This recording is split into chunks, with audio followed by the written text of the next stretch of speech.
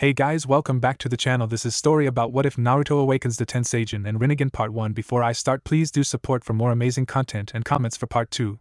Do consider to subscribe my channel and share my video to your friends and check out the description as well. Let's start the video. What was it like to have been loved? Pain. The night air was filled with lights and cries as villagers clustered over a prone form. Lying within the middle, Uzumaki Naruto merely stared at the oncoming fists with dead, emotionless eyes. Not once did it betray what the boy was feeling, if anything. Not even when his small body was pounded from all sides with fists and feet. Damn demon, how dare you stay alive? Are you trying to mock my dead husband's memory? Burn in hell like the monster you are. Naruto did not respond. He had learned long ago that any words spoken up would merely prompt the villagers to attack with even more ferocity. Now, he merely kept his mouth shut, taking in the blows as best as his little body would allow. Looks like he hasn't had enough yet. Come on. Let's beat him till he's begging us. How do you like it now, demon?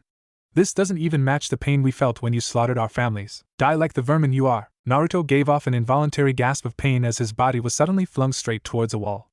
It collided against the hard concrete and fell towards the ground, unmoving. The villagers did not seem to care as they continued their reckless pounding on the little boy. After what seemed like an eternity, the villagers finally left, having been satisfied with the now seemingly dead form of Uzumaki Naruto. A few of the villagers decided that more humiliation was needed for the young blonde, and so they spat on him too before leaving, not even caring as their saliva mixed with the boy's blood. Naruto simply laid there on the ground, unmoving and uncaring at how lightheaded he felt. Oh? What's this? Suddenly, a scandal stepped onto the ground where Naruto was staring. Too tired to raise his head, Naruto merely slid his eyes upward. The only things he could make out through his hazy vision were a pair of white hands and a black yukata. Tired, Naruto simply slid his eyes shut as unconsciousness began to make its way towards him. He had endured enough pain that day. He wanted rest. Seems I've found the most promising little test subject out there. I really must thank Sensei and this village for making it so easy. You were amazing, Hyuga-sama. Not many women would be able to move so easily barely 2 hours after birth. Hyuga Hanako, wife to the clan head Hyuga Hayashi, gave the medic Nin a warm smile. She was currently in a special room within the hospital, one used specifically for those giving birth. Although even many kunoichis would have stayed bedridden after the stress of giving birth, Hanako was already walking around, albeit very slowly, towards the incubation chambers. More importantly, how is my child? There is no need to worry, Hyuga-sama. Your daughter is nice and healthy. She is currently resting right now and your discharge should be in a day or two. I'm glad. Hanako was tired. Although she had known the pain that childbearing would bring, actually feeling it again was another reminder entirely. Her body ached, her mind was lethargic, and her spirit was exhausted. Still, she very much wanted to see her little daughter. She wanted to see the new member in her family, a new child, a new hope for the future of the clan. Hanako, why are you out of your room? The Hyuga consort and her medic aide immediately looked away from each other and towards the person in front of them. There, standing with his arms crossed, was her husband and clan head, Hyuga Hayashi. The man was currently frowning at her quite severely, something that prompted a hidden smile on Hanako's face. Although Hayashi always preferred to maintain an aura of coolness around him, she could always tell what he was feeling underneath. To see the man being worried about her brought a small sense of joy within her. The rumors of Hyuga Hayashi being a cold and remorseless leader were proven wrong. He had a true heart. Hayashi-sama, it is nothing. Our clan medics had already treated the worst of my pains. As long as I do not exert myself, then there is no problem. I believe checking on my child is not something too strenuous. Hayashi's frown did not lighten in the least. Being able to see your own children is not something that you should be risking your health over. There are plenty of opportunities to see her when your body is healed. Nothing is more important than to be able to see your own children being safe and sound. Hanako's reply was soft, but her gaze suddenly hardened in a stern glare. Not even the love she felt for her own husband would stop her maternal instincts. Hayashi merely sighed. He knew it was futile to argue with her. Hanako was a very stubborn woman when prodded, and nothing prompted that stubbornness more than the need to see her child safe. Of course, I suppose that I was being hypocritical. Hayashi looked away in embarrassment at what happened earlier. He had just come back from a very taxing council meeting and arrived to the hospital immediately. He stayed outside of his wife's room, watching everything attentively even though he was tired. When the child was being brought over towards the incubation chamber, he had immediately rushed to his wife's side, and when he knew she was all right, had rushed over again towards his child. Hanako smiled when Hayashi looked away, obviously remembering his own anxiety. She walked over towards her husband and wrapped her arms around his own. She leaned onto his broader frame as if for support and looked up to her husband kindly. Let us go together. Such an open display of affection would have been viewed with shock by most people in the public. Their views of the Hyuga were always that of stoic warriors, emotionless as the Anbu. Hayashi coughed a little in embarrassment but nodded. The smile on Hanako's face widened as they made their way towards the incubation chamber. The room was dimly lit, so as to not irritate the slumbering infants. Such a fact was not a problem for the two Hyugas, whose bloodline allows them to have a higher sense of sight passively. The two nimbly made their way through numerous incubators until stopping on the one labeled Hyuga Hanabi. Hanako smiled and bent forward. Her hands landed gently against the glass shell and caressed the surface. "Hello, my child." Her voice came out in a soft whisper, as if she was afraid to awake the slumbering baby. "You have been very brave. The doctors were so afraid when you came out silent, but not once did you cry. You just stared up at us with that face, as if asking who we were." Tears of joy welled up within her eyes, slightly clouding her vision. "You certainly take after your father on that. Do you know why we gave you that name? It was because when one of the doctors started to wash you, you actually bit his hand." The clan consort giggled as she remembered the doctor yelping in pain. "You certainly take after your father in many things, Hanako." The warmth that Hayashi generated alone gave Hanako a strange feeling of contentment. She straightened up and nodded towards her husband. The two made their way out of the incubation chamber in silence. Nothing was needed to be said. "Hayashi-sama, Hanako-sama, how is your child?" The two Hyugas had walked out to meet two pairs of inquisitive young eyes staring up to them. Hanako smiled softly. "Hanabi is fine. She merely needs to stay for the night, and after, we will head back together." More importantly, the two young girls suddenly tensed at the stern tone coming from the clan head. "Do your parents know that you are away again?" The sheepish expression adopted by the two was enough proof. Hayashi sighed while Hanako giggled. Hayashi frowned at the two young Hyugas before him. Hyuga Hikari and Hyuga Uemi were both granddaughters to clan elders, and as such, they were part of the main family. However, they often ditched lessons and frequent over the hospital, preferring to adopt the role of medic needs instead of the traditional expectations from their family. While he himself was quite fond of their cheerfulness, their lack of commitment to the traditional ways of the Hyuga had roused protests from other main branch members. There were even talks of branding them with the curse seal, but Hayashi had clamped down on it quite firmly. Still, the resentment was still there from many of the other members. "Hayashi-sama." The clan head looked down towards his wife, who winked at him with a hint of mischief in her eyes. "Let's keep this visit a secret, shall we?" Before Hayashi could reply, two squeals pitched through the hallway, and the clan head nearly found himself bowled over as the two young girls hugged the laughing Hanako. "Thank you, thank you, thank you." Hanako patted both of their heads gently and looked over towards her husband. The expression that he had on his face was too much for her, and she giggled at the sight. It was rare to see her husband look so flustered. As the small group made their way towards Hanako's room, Uemi and Hikari spouted up question after question, bombarding the two with their curiosity. "Hanako-sama, did it hurt when Hanabi-sama was coming out? Did Hanabi-sama cry when she came out? How tired were you after? Did you break Hayashi-sama's hand when you were giving birth? Now why in the world would I do that?" Hanako giggled as she listened to all their questions. She was currently leaning against her husband for support with her arms wrapped loosely around his elbow. "It's not as if he did anything too bad, eh? But didn't Hayashi-sama get you pregnant? I heard wives usually break their husbands' hands when they give birth to give them a taste of what it really feels like." "Ah." Hanako giggled at Uemi's outburst while Hayashi looked away once more in embarrassment. "Then should I break my dear Hayashi-sama's hand now?" After all, he did arrive a little late for Hanabi. Hayashi took in the teasing good-naturedly. Hearing these relatively light-hearted jokes helped to lighten his mood, especially after the meeting he had came back from. Hayashi's eyes clouded and he frowned as he remembered the meeting from a few hours back. Meetings these days were nothing more than shout matches between two subjects: the growing political disputes between Suna and the execution of the Jinchuriki, Uzumaki Naruto. It irritated him that the council saw more reason to fight over the two subjects when they were supposed to be looking after the well-being of the village. "Hayashi-sama, is something the matter?" The clan head immediately snapped back to reality. He looked down towards his wife, who was gazing up at him with concerned eyes, and shook his head. "No," he replied. "Nothing is wrong." Hanako frowned, obviously unconvinced, but she remained silent. "Well, you didn't answer the last question." Hikari's voice broke through the momentary awkwardness. She grinned at the group before her. "Would you break Hayashi-sama's hand if you were to get pregnant again?" "Well, now I suppose if I get pregnant again then there would be no cho." Before Hanako could finish her sentence, Hayashi had suddenly pushed her out of the way.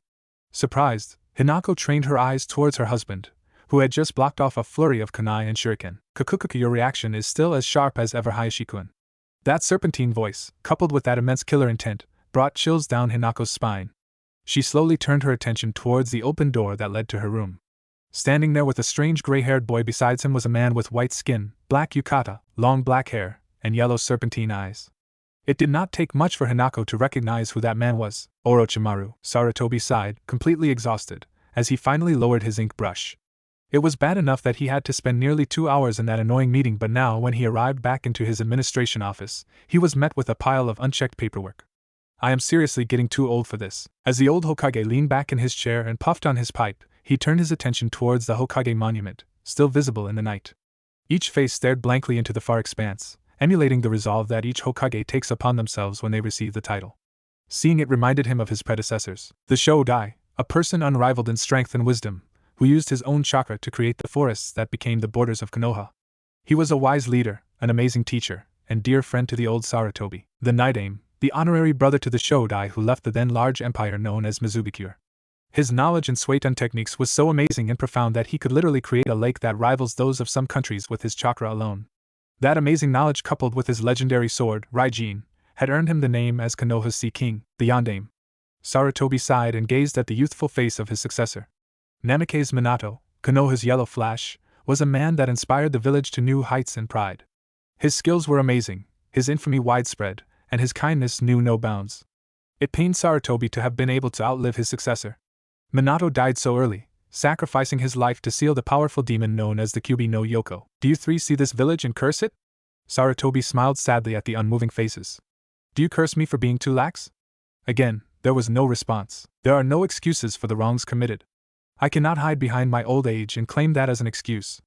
Too much has already happened before and I allowed that weariness to consume me. I now see that mistake and I pledge my cause. I shall right the wrong committed in this village, Sarutobi sighed. He prepared himself for another night of reviewing when suddenly he stopped. The ink brush that was held lightly within his hand fell loose and clattered onto the ground. Sarutobi hastily stood up and snapped his head towards the hospital's direction. This chakra! It can't be, Orochimaru. The serpentine man grinned widely. His yellow-slitted eyes were brimming with madness as he stared down the Hyuga head. Hayashi met his gaze coldly, adopting the form of a shinobi. As soon as he had blocked off the flurry of weapons, he had immediately switched onto his Juken stance, preparing to fight to the death. Kukukuku, as cold as always, Hayashi-kun. Why must you be like this when we have not seen each other in nearly 10 years? Hayashi remained motionless. His eyes narrowed coldly as the telltale signs of his activated Byakugan began to show. Why are you here, traitor? He spoke up calmly. Despite the situation and the monstrous killing intent around him, he remained poised. It cannot be for just a reunion. Why are you here? Why, you say? Kukukuku, there are actually two reasons. One is right here. He motioned towards his silent companion who was carrying an unconscious child. The gray-haired man shifted the body for a better view and the Hyugas immediately knew who it was. Battered and bloody, that child was none other than the Kyubi's jailer, Uzumaki Naruto. No, Hanako whispered to herself. The boy looked like he had been through a battlefield. Wounds were all over his body and one of his arms looked like it was hanging by a thread. The boy stirred a little and opened his eyes. Hanako immediately found herself at the receiving end of Naruto's vision. She was shocked to see his eyes dead, soulless. What had happened to him? You monster! She suddenly found herself screaming. What have you done to him? Me? Orochimaru turned his attention towards her, and if possible, his maniacal smile widened even more. Little Naruto-kun here was like this when I found him. The poor little soul was beaten and humiliated by the very villagers you weaklings protect. His voice suddenly changed tone and his smile flared into a full-fledged laugh. I really must thank you. To provide me with the perfect test subject. Orochimaru did a mocking bow before them. But I am afraid that I will need more than just one. What are you saying? Hayashi gritted his teeth in anger. What was this snake playing at? Orochimaru looked up at him and grinned. The answer is simply Hayashi-kun. The Hyuga clan head almost shuddered. Orochimaru was practically purring in his delight. I require more test subjects, nothing more. Before he could do anything, Hayashi suddenly found himself knocked against the wall. He gasped in pain, but before he could retaliate, the wall behind him began to morph. The concrete that made up the wall suddenly moved forward and wrapped around his body. What? He tried to move but found himself unable to. You dash. Now no need for you to be so angry, Hayashi-kun. After all, it's not like I'm going to be killing anyone here. Orochimaru grinned at him before making his way towards the three Hyuga women before him. Hikari and Yuemi both had been knocked unconscious by the sheer force of his killing intent, making them quite easy to take. Hanako was weakened by childbirth, and so she cannot do much. Orochimaru knelt down next to her and, ignoring the angry cries from Hayashi, placed her in a genjutsu-induced sleep. Stop! What are you doing with my wife? Kukuku, I said that I needed more test subjects, did I not? I happen to have found 3 perfect candidates. Orochimaru grinned at the pinned Hyuga. It has been quite nice to talk to you again, Hayashi-kun, but I'm afraid that Kabuto and I must take our leave. Suddenly, the forms of Orochimaru and his accomplice began to melt onto the ground. Startled, Hayashi yelled for him to stop, but it was in vain. Orochimaru had disappeared, and just after, Sarutobi, along with a squad of ANBU elites, appeared. Hayashi! What has happened? The clan head was staring at the spot before him in shock. He took them. He muttered. He took them. Who? Who did he take? My wife, my clansmen, he took them. Hayashi turned his attention towards the stricken Hokage. He also took Uzumaki Naruto. What? Hayashi looked at the spot once more, reliving the final moments where his wife was sinking into the ground along with that snake. Then, in a sudden burst of energy, he reared back his head and gave out one loud cry. It rang through the hallway, through the entire hospital, and towards the village, expressing his lamentation. Hanako! He awoke to one thing.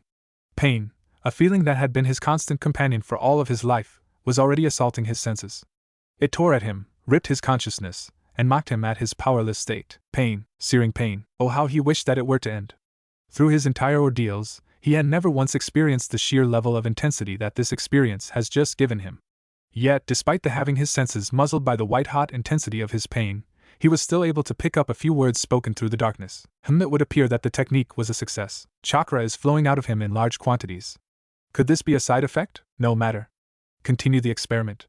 We do not come across such robust test subjects like these that often. Once again, that searing pain invaded his senses, causing his body to shudder against it. He opened his mouth, attempting to finally scream in pain, only to realize that his mouth was bound shut. Another jolt of pain caused him to fall once more into oblivion. It was quiet within the Hyuga mansion. In the meeting hall, those directly related to the event that took place sat down with solemn expressions. Only the two mothers, still bearing the loss of their children, were leaking tears in silence. To Sarutobi, who sat down with them, he could sympathize with them. Having the potential loss of their clan secrets was already a blow to the Hyuga clan, but to lose their children and wife as a whole, it must have devastated those directly related. Sitting in the middle of the group was Hyuga Hayashi.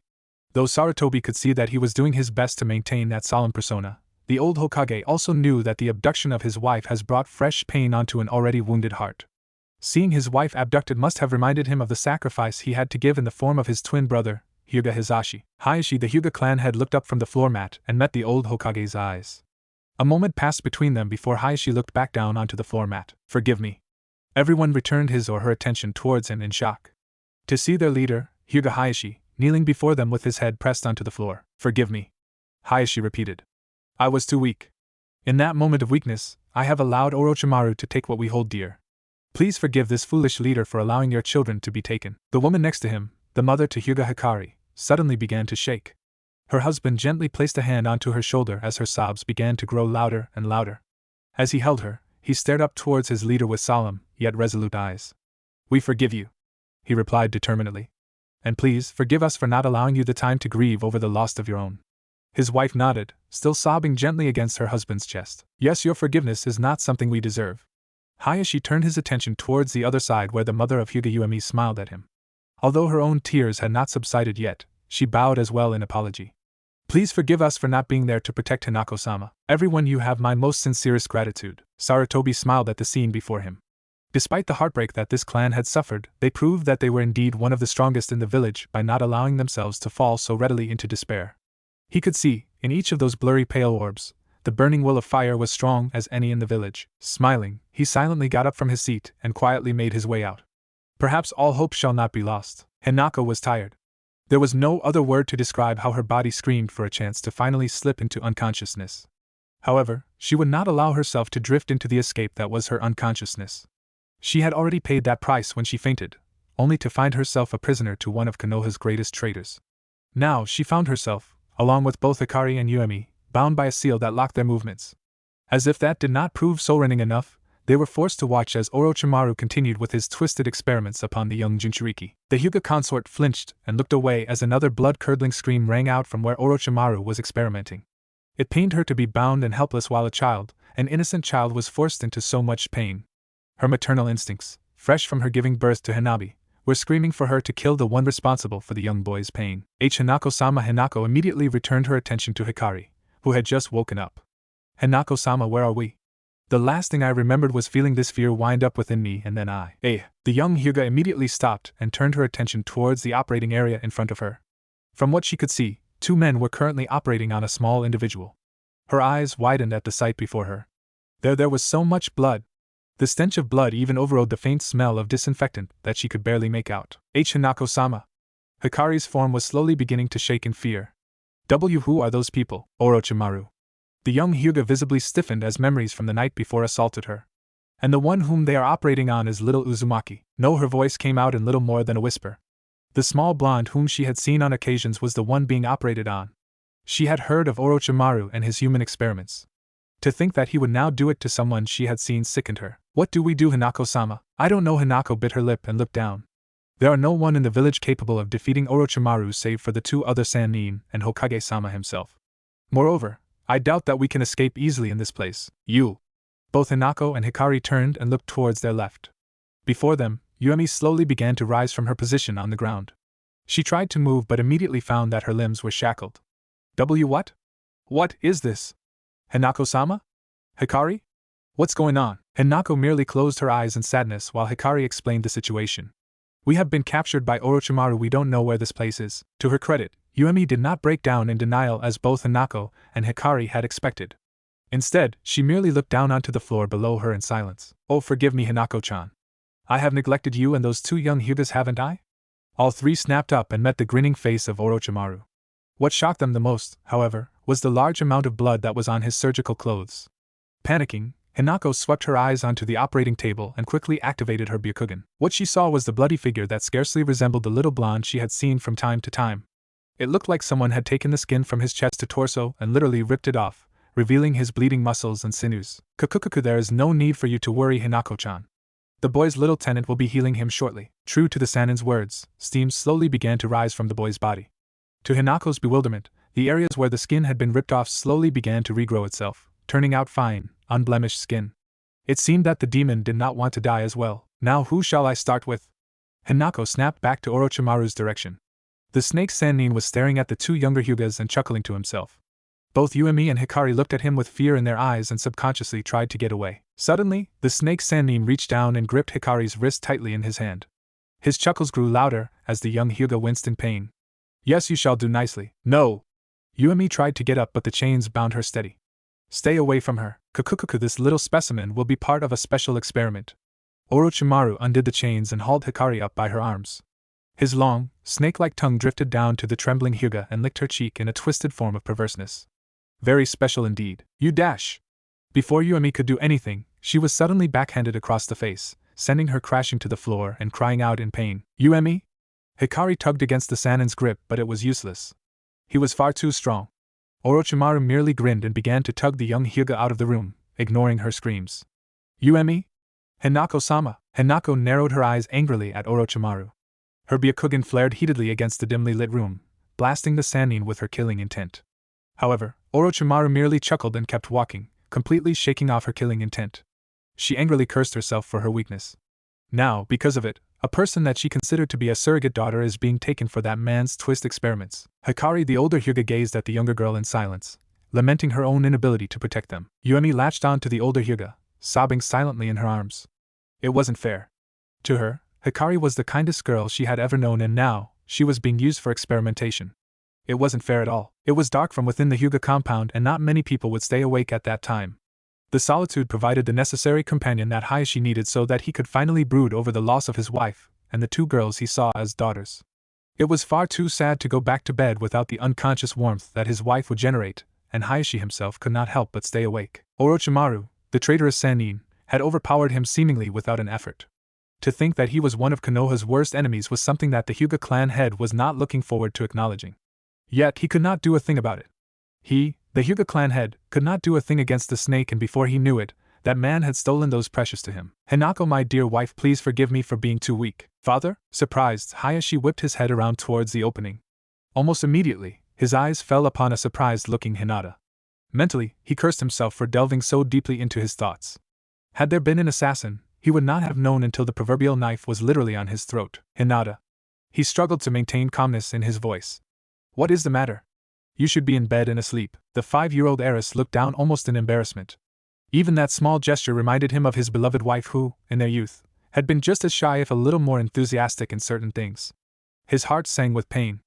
Hanako was not with him. The traitorous snake took her from him, from everyone. Ayano Hayashi returned his attention towards his daughter, who was fidgeting slightly with the hem of her yukata. I couldn't sleep. Mother would always sing a lullaby but she wasn't there today. Did something happen? Something did happen. Hayashi almost wanted to scream it out in frustration. Your mother was taken away from all of us. However, he kept his mouth shut, observing his timid daughter who grew more and more embarrassed as time went on. Finally, he spoke up in an emotionless tone. Your mother will not be singing lullabies to you any longer. Learn to grow up, Hinata.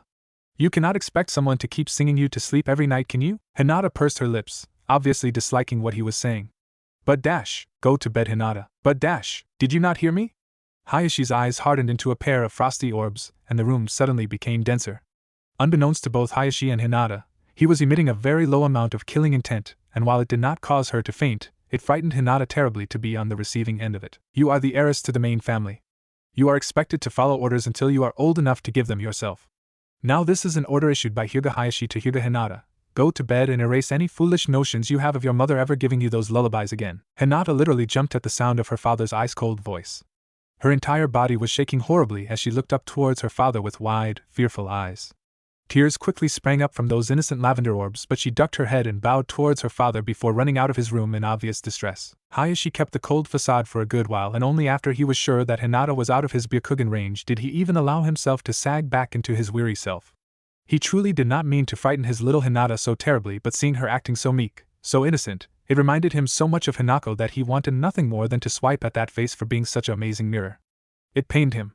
Not only was his beloved wife gone from life, but also his little daughter bore such a strong resemblance that even looking at her causes pain in his heart. It is for her own good. He spoke up softly, as if to reassure the quiet night sky. She is kind, caring, and loving. Many will see this as either a sign of weakness. Orochimaru took 3 examples, my wife and both Hikari and Yuemi. Hinata will need to grow strong both emotionally and physically if she is to survive in this world. Despite what he was saying, Hayashi could barely ignore the twist his heart would go through as he uttered each and every syllable. It was as if his very being was rejecting the idea, but he remained firm. He stared up towards the night sky and made a promise to treat both Hinata and Hanabi as nothing more than potential heiresses. He will look on not as Hayashi, their father, but as Hyuga Hayashi, the clan head. From where he was sitting, Hayashi noted the sudden absence of chirpings and croaks of the natural animals that made their home in his pond. It was as if they disapproved of his resolve almost as much as his heart was. Hayashi remained silent as he stared up towards the silent white moon, looking for the answers that were not present, looking for the signs that were not shown, looking for the hope that was not there. Naruto slowly opened his eyes from within the dim room. Just long has it been since he had felt anything besides pain. Naruto could not even count the number of times where he simply wished that he could die. Yet despite many wounds he had suffered, despite so much blood that had been shed, Naruto's life simply would not be extinguished. He could not even decide if that was a blessing or a curse. I see that you're awake, Naruto-kun. The young blonde turned his head to his right, and immediately met the gaze of an emotionless Yukushi Kabuto. The young teen slid his glasses in place once more and indicated towards a tray beside him. In it, he could see a syringe already filled with a clear liquid. Naruto's already dimmed eyes clouded even further. It is time for your next test. Please try and relax this time. The blonde did not even reply. He knew that if he struggled, he would merely be restrained forcefully, and in the end, all his effort would be futile. Naruto merely closed his eyes and remained motionless. Soon, he heard Kabuto's footsteps reach closer and closer until he could practically feel his presence being next to him. I see you've realized how useless it is to resist, Naruto-kun. Now this might hurt a little, but I'm sure Orochimaru-sama's latest creation will not kill you. A slight prickle in his arm signified the syringe injecting its fluids, and then, pain flooded his system once more. Naruto's eyes sprang wide open as his entire body began to convulse. His mouth opened in a silent scream as his entire body seared with pain. Nerves that lay dormant from within his body suddenly sprang up as if they were being electrocuted. Bones that fell into obscurity suddenly sprang up within human fissures. Even his mind, which had been dulled with countless atrocities, roared and pounded through his skull as if it was seeking to break free. It seems that the concoction is working. Oyasumi, Naruto-kun. Naruto, despite his pain, managed to turn his gaze towards the retreating Kabuto. Through the hazy field of pain, he made a promise to seek retribution for what has happened to him. His half-lidded eyes narrowed coldly at the retreating medic before finally succumbing once more into the abyss. From outside Naruto's cell, Kabuto suddenly stiffened as an enormous and very potent killing intent pounded through his forehead. Sweat began to build from his body and he tensed in intimidation against the horrifying figure it projected, but just as soon as it appeared, it disappeared just as quickly. He waited for a few moments, searching for any more signs of that previous killing aura. When he found none, he sighed and resumed his way out. Truly you are growing up to be a very frightening child, Naruto-kun. Kabuto could only shake his head as the final remnants of his fear drifted into the back of his mind. As he made his way through the long corridor, the young medic Nin allowed his mind to drift towards the 2 subjects that Orochimaru saw fit to experiment on. Uzumaki Naruto, the container for the Kyubi no Kitsune, was probably the most perfect test subject one could hope for. While his body by itself was quite fragile, nearly all experiments performed on Naruto would heal a few days later, proving the amazing capabilities of the fox's regeneration. However, there were definitely some experiments that left some very peculiar side effects. Kabuto could still remember the very first experiment that Orochimaru had performed on the boy. It was a new technique trapped in the form of a seal that he had developed in the hopes of obtaining everlasting youth. But instead of making the body grow younger, the seal actually accelerated his growth. By the time the seal had been taken off, Naruto had actually aged a full year. That was probably the first time Kabuto had ever seen Orochimaru give such a pleased smile. While he does not hope to even comprehend what goes through the snake's head, Kabuto had a feeling that the technique would be used more and more as time grew on, and yet something doesn't feel right. Kabuto narrowed his eyes and allowed his memory to drift back onto the young blonde. Although he became more docile after learning how futile it was to struggle. However, there were rare moments where his killing intent alone was enough to freeze Kabuto in his tracks. He knew that it was not the Kyuubi, as the chakra being emitted was pure human, and yet, that volume coupled with that berserker rage was enough to match Orochimaru on a bad day. Orochimaru-sama can be breeding a monster for all we know. Kabuto merely shook his head and looked down on his clipboard. His face soon broke out in a pleased smile as he read the name that was next, Hyuga Hikari. The other experiment that Orochimaru had pursued was trying to pursue a theory he developed. There had been rumors in the ninja world of just which Jujutsu evolved from which. Orochimaru, thinking that the Sharingan was evolved from the Byakugan, took away the Hyuga to be experimented on, but after the development of that aging seal, the young Hyuga girl was made to serve another purpose, breeding, and it is experiments like these that I prefer to stay. Kabuto can only allow a dark chuckle to escape his throat as he remembered the experiment quite vividly. After all, he was the one honored with deflowering the Hyuga. Seeing her tearful expression from that time coupled with the sheer joy of being so dominant had awakened the old blood from within him. He hadn't stopped until she was very much into her unconsciousness. He stopped and looked up towards the door in front of him. Kabuto smirked upon reading the experiment number on the door before opening it. Inside, the strapped form of Hyuga Hikari immediately glared at him from where she was. Kabuto chuckled and walked over towards her. He then leaned down and gently stroked her bloated stomach, causing an involuntary shiver to run down the girl's frame. "And how," he murmured, "is our child doing?" Her response was immediate. The retaining bed actually shook with the force she used to free herself, but the straps on her limbs were doing their job well. She was not going anywhere anytime soon. Kabuto merely smirked and waved a finger mockingly towards her. He admonished. "You shouldn't be trying to hurt yourself, not when you are so ready to give birth to our little baby." "She's not our baby," Hikari snapped back. "She's mine. There is no way I can allow a child, any child, to be left with the likes of you." Her head snapped to the side as she was struck with a violent blow. "Oh dear me. You must forgive me. My hand had just slipped that moment." Kabuto grinned darkly as he cupped her chin, forcing her to look directly at him. "Now what was it that you were saying?" Hikari responded by spitting on his face. The blood mixed with the saliva splattered on his cheek and dripped down, but Kabuto ignored it. "You may have given me this child in the worst way possible, but she is still my child." Hikari gritted her teeth in anger. "And there is no way you can get her either than over my dead body." "Oh, is that all it will take?" Kabuto's grin widened upon seeing her suddenly stiffening even more. "I'm sure that can be arranged.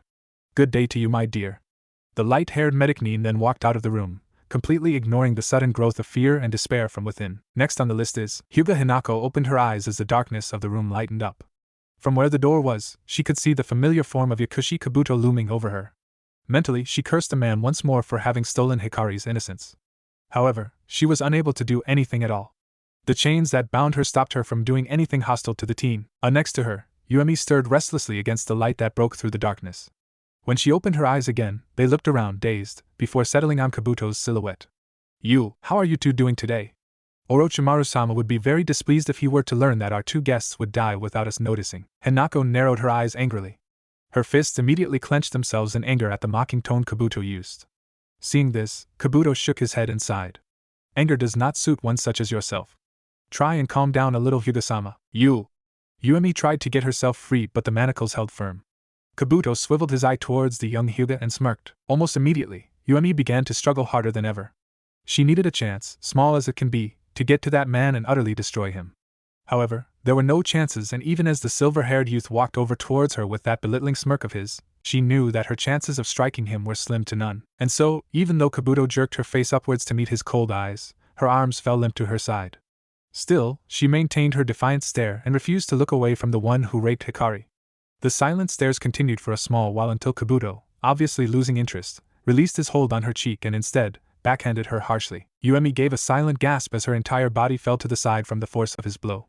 As she struggled to get up, Kabuto reached down and grabbed a fistful of her raven black hair and yanked her face upwards to meet his eyes once more. I do not appreciate those eyes of yours, little Hyuga. His already cold onyx orbs hardened even more. Know your place in this world. You dash. Before Yuami could continue, Kabuto backhanded her once more. He gave a cruel smirk when some blood began to pool from the Hyuga's mouth. However, before he could continue on his fun, the killing intent in the room suddenly flared to life. The medic Nin stiffened and immediately turned his attention towards the Hyuga matriarch. Hanako's eyes were blazing with her activated Byakugan, and although the manacles were searing with chakra-suppressing seals, her chakra was flaring so highly that it could be seen all around her. Kabuto immediately stiffened and backed off from the wounded Hyuga. Now. He held up his hands in what he hoped was a placating manner. Anger really does not suit you, Hyuga-sama. The placating manner only served to infuriate her even more. Hanako's Byakugan flared with anger, and the manacles around her wrists and ankles began to vibrate with the force of her chakra. Leave. Although her voice came out as just a whisper, the killing intent that was pounding against Kabuto's skull made it very clear what she wanted from him. The medic Nin hastily scribbled some recordings onto the clipboard and moved along. Although he was often hailed as a talented shinobi, Kabuto himself knew his limits. Testing them against an enraged Hyuga matriarch was not a very wise choice, especially when the chakra suppression seals were clearly being hard-pressed to hold in her chakra. As soon as he was out of the room, Kabuto narrowed his eyes and slammed his fist onto the opposite wall. Neither the pain that followed nor the sudden collapse of the wall did anything to improve his mood as he stormed off towards his research room. Hyuga Hinata carefully checked herself in front of the mirror in her room, looking for anything that would look out of the ordinary to those that will be seeing her from now on. Although she was a shy girl, and one who will most likely stay quiet for years to come, she definitely wanted to make a good first impression on whomever she will be meeting. She didn't want anyone else to think of her being weak. The young heiress winced at some past memories and rubbed her arms as if to remember what had happened from before.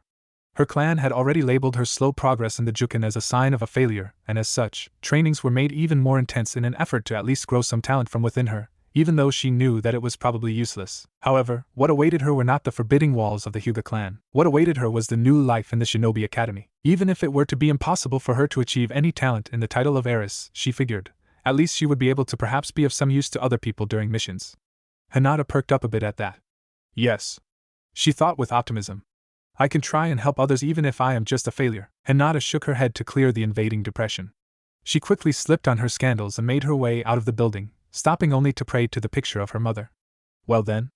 I'll be off, mother. The young Hyuga walked out of the compound and after sliding the door from behind her, hurried out towards the academy. As she made her way through the streets that led to the academy, Hinata could not help but remember back onto the time when she would be able to walk down these roads with perfect contentment onto her face. That felt like an eternity ago. Hinata bit her lip as memories of past happiness emerged from within her subconscious. Back then, everything had been full of happiness and joy. Back then, she had the love of her mother and father. Now, her mother is gone, presumed dead, and her father sees her as nothing more than a failure onto the clan's legacy. The elders, who had always viewed her from a distance with what she thought as apathy, regarded her as a weakling, who was unfit to bear the mantle of heiress, and many even began to speak of labeling her younger sister as the heir while moving her into the branch family. Hinata blinked and stopped her running. Her small delicate hands slowly felt up her cheeks and to her surprise, what greeted her fingers were trails of warm liquid. Was she crying? Hinata shook her head and rubbed her eyes furiously in an attempt to stop the tears. Yet despite her efforts, the tears kept pouring out. Hinata was glad that there was hardly anyone on the streets. If any of them caught her crying so freely, she would be shamed for life. Hinata didn't like it. The tears, the loneliness, the loss of her mother, the coldness of her father, even the loss of her own will. She wanted someone to be there for her. Despite what may happen should she be caught doing so, Hinata desperately wanted a shoulder to cry on. She wanted someone to take away the loneliness that plagues her heart. Hey, what's wrong? The young Hyuga snapped her head upward, horrified that someone had finally seen her crying. However, when her eyes focused upon the one who spoke to her, she couldn't believe what she saw. Standing before her, in a loose beige shirt and black shorts, was a boy whom she had seen numerous times walking through this very street. His body was small, even for his age, belying innocence to his form that made many think him to be younger. His clothes looked worn, as if they had been through many things before finally given to the boy to wear. His bright sapphire eyes stared back at her with confusion, and although they appeared large and naive, there was a definite darkness into his eyes, as if he had experienced so much already in his young age. Etched upon both sides of his cheeks were 3 whisker-like birthmarks, which, in her opinion, made him look cute. Finally, his golden blonde hair spiked around in a messy tumble, as if to illuminate the sun's rays. Hinata found herself transfixed as the boy cocked his head to the side in a questioning manner. She knew the boy from somewhere. Although it has been such a long time since she has seen him, a name fluttered from just below the surface. Hinata closed her eyes and thought. His name was. My name's Uzumaki Naruto. What's your name? That's right. Hinata opened her eyes again, and for the first time in a while, she gave out a warm smile. She remembered the kindness that he had given her in the past, how he would play with her as if titles did not matter. Most of all, she remembered the smile that he had. It was so radiant that it resembled the sun in all its glory. Naruto-kun. The boy suddenly turned mischievous. He turned around, walked away before turning back towards her and beckoning her with his hands. Come on. I want to show you something. He suddenly disappeared around the corner and perplexed. Hinata followed after him. It was difficult to catch up to the young blonde as he seemingly disappeared and reappeared in places one would not think possible. Still, Hinata managed to always keep him in sight and was never too far behind in her pursuits. Come on. We're almost there, Hinata panted as she kept running after the elusive blonde. They had been running for some time now, and although some would marvel at her stamina, Hinata knew that she was already at her limit. Still, she continued pursuing the blonde, her face set upon a determined expression. Soon, streets and shops became little more than blurs as she focused solely on following the blonde. Haha, good job, Hinata-chan. Look around, we made it. Hinata immediately stopped and bent forward in an attempt to catch her breath. She panted again and again as the sweat slowly dripped from her face and onto the ground from below. Yet, to her surprise, a gentle breeze swept past her, cooling her rather quickly. Hinata slowly straightened up and looked around to see where she was. Her mouth opened up and she gave out a gasp. All around, there were trees thick and tall, surrounding the area where she was in. At the very center, a rocky shore gave way to a beautiful-looking river that shone brightly in the sunlight. The churning of water then prompted Hinata to look a little more to the right, and her heart fluttered at the sight of a magnificent-looking waterfall churning out sparkling clear water. It's beautiful, isn't it? Hinata looked to her side and stared at the form of the little blonde who led her to the secret place. Naruto was grinning at her, seemingly proud of knowing of such a beautiful place. Hinata smiled. She remembered now. It was from their first meeting that Naruto had led her towards this place, and it was here that he proclaimed her to be his first friend. Tears sprang up from her pale lavender eyes and Hinata bowed her head to wipe them off as quickly as possible. Hey, what's wrong? A gentle weight, filled with warmth, lightly fell upon her head. Hinata looked up, still trying to wipe her tears. Naruto was right in front of her, rubbing her head awkwardly with one of his hands. Hinata looked back down, ashamed that she revealed a weakness towards someone. Even when it came down to holding on to her emotions, she failed miserably. Hey, it's okay. Hinata looked up once more. Naruto was smiling at her, and at that moment, she was reminded of just how warming his real smile was. She quickly wiped away the remainder of her tears and gave the boy a grateful smile. Then, it suddenly occurred to her that Naruto's form looked off. For some reason, the light on his skin shone even more brightly than what can be considered natural. Also, he did not even look any different from the first time she had met him nearly a year ago. Now Hinata-chan, this will be our little secret, okay? Naruto grinned once more and suddenly, Hinata understood. Tears slowly sprang up towards her eyes once more, but she made no move to wipe them away. Instead, her smile grew as her heart sang in both longing and joy. She closed her eyes in gratitude towards him and gave a silent whisper. Thank you. When she opened her eyes again, Naruto was gone, as if he was never there. Hyuga Hanako slowly opened her eyes from within the dark room. All around her, the dampness of the walls gave way to the monotonous sound of dripping water. The darkness from within the room seemed to grow and distort, bearing the appearances of horrifying beasts straight from a person's nightmares. The Hyuga immediately closed her eyes again. It has been much too long for her being inside the room. Every second being alive, every second being stuck within the room, it just reminded her that a person that she cared for was going to have her only child experimented on. It pained her to think that she was powerless to do anything about it. Hanako-sama, the Hyuga matriarch, immediately activated her Byakugan, glancing towards the general direction of the voice. There, lying a few feet from her, was Hyuga Uemi, who was also activating her Byakugan. Hanako stayed silent for a bit but thought better and replied quietly.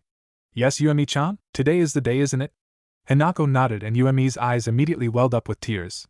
It's not fair, Hikari-Nizan shouldn't have to deal with this. Why does Kami-sama hate us so? Uemi's form curled up into a ball and she began to shake as soft sobs echoed through the room. Hanako stayed quiet, not trusting herself to speak either. However, she did shuffle a little closer to the grief-stricken Hyuga and wrapped her arms around her. It was the only comfort she could give. Today was the day Hikari's child should be born. Ha ha ha. It would appear that the operation was a success, Orochimaru-sama. It has the bloodline. Ha ha, no. Good. Take it to the incubation chamber. I shall start my preparations soon, and no G give her back. Understood. What shall we do with her? Her nerves are practically destroyed. She cannot fight even if someone were to heal her forever. I have a plan. Her body may be useless now, but those eyes, kukukukukuku. My child, give me back my child. Give me back my child. Uzumaki Naruto awoke from his troubled slumber to hear a scream of agony and despair. It echoed through the silent halls and reached all the way to his own room, piercing his silence with the sorrow that it held. Someone must have just lost something dear to them. Whoever it was, Naruto felt a sense of empathy for them. Oh? What's this? Naruto-kun, you're actually not pretending to be asleep? The young blonde's head swiveled to the side, immediately falling onto the smirking form of Ikushi Kabuto. His eyes narrowed coldly and immediately, the restraints tightened against the force of his attempts to free himself. Here was one of the reasons why his life in this place had been like nothing but hell. Kabuto smirked, feeling a sense of accomplishment upon seeing Naruto's face. It still never got old whenever the young boy's eyes would grow cold, or the way his bindings would strain but never break. It was like watching a beast trying to claw at you only to have a leash pulling it back, reminding it that it was just a captured animal. Today will be quite a treat for your Naruto-kun. Don't worry, you'll like it for sure. Before the young blonde could reply, Kabuto inserted a familiar syringe into his arm. The last thing he saw was the smirking boy's face before descending once more into darkness. Hanako's eyes snapped open in alarm as the chambers suddenly echoed with a scream of pain. Her eyes widened in horror at the sheer intensity of that pain. It was as if someone's very being was being torn in two. Her mouth parted open in disbelief as she uttered out her name. Hikari, Hanako-sama, Yuami's voice spoke up harshly, reverberating in the prison room. When the Hyuga matriarch looked over, Yuami's eyes were lit up with her Byakugan and her expression was one of fury. When she spoke, her voice trembled with the rage that was in her. What are they doing to Hikari Nizan? Hanako shook her head. It was impossible for her to know even with her Byakugan. Judging by the length of the echoes, the distance was much too far for her to have any hope of reaching it. Frustration rose up within her at not being able to know what was happening to someone that she treasured so deeply. It angered her that she could do nothing about it. Suddenly, another scream echoed through the hallways and both Hyugas snapped up in attention. They knew that voice, for they had heard him before in the streets, protesting to shinobis and citizens alike for their hatred towards him. At that moment, his scream was so full of agony that Hanako closed her eyes and wanted to look away in shame. Just what in the world were they doing to the two of them? For what seemed like hours, the screams continued, filling the hallways and echoing out in long, tortuous pitches. Hanako closed her eyes and covered her ears, in an attempt to block out the heart-wrenching noise that spilled through their cell. Then, suddenly the screams changed. Hanako's eyes snapped open and she uncovered her ears as she sought to find out what was so different. The noise still echoed continuously through the hall yet, something was amiss, something was not right. But what? Hanako-sama, the captive matriarch, returned her attention to young Yuami, who was shaking in horror, her eyes wide in desperation. Her voice came out choked and tears were welling in her eyes as she spoke. I can't hear Hikari Nizan's voice anymore. Hanako stilled and immediately returned her attention to the screams, desperately listening for any sign of Hikari's voice. But it was impossible. Hikari's screams had completely disappeared and that in itself was terrifying to Hanako. A feeling of dread began to well up from within her, and she desperately tried to find any means to ensure Hikari's safety. Nothing worked and Hanako was left listening to waning screams of the little Uzumaki and the soft cries from Yuami, feeling utterly and completely helpless. Hinata was not sure what to do when she suddenly came face to face with two other girls from the academy. They were Haruno Sakura and Yamanaka Ino, a pair of cute girls who seemed quite popular amongst everyone in their class, always chatting with a group of girls or having fun playing some games.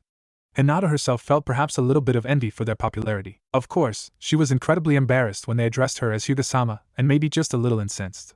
Simply calling her Hyuga and not Hinata was like speaking with anyone in her clan. She felt like they were addressing to her, heiress to the clan, not to her, Hyuga Hinata, as an individual being. But of course, she was too shy to speak of that. After the rather awkward introductions, the trio had spoken much of what they wanted to have in life.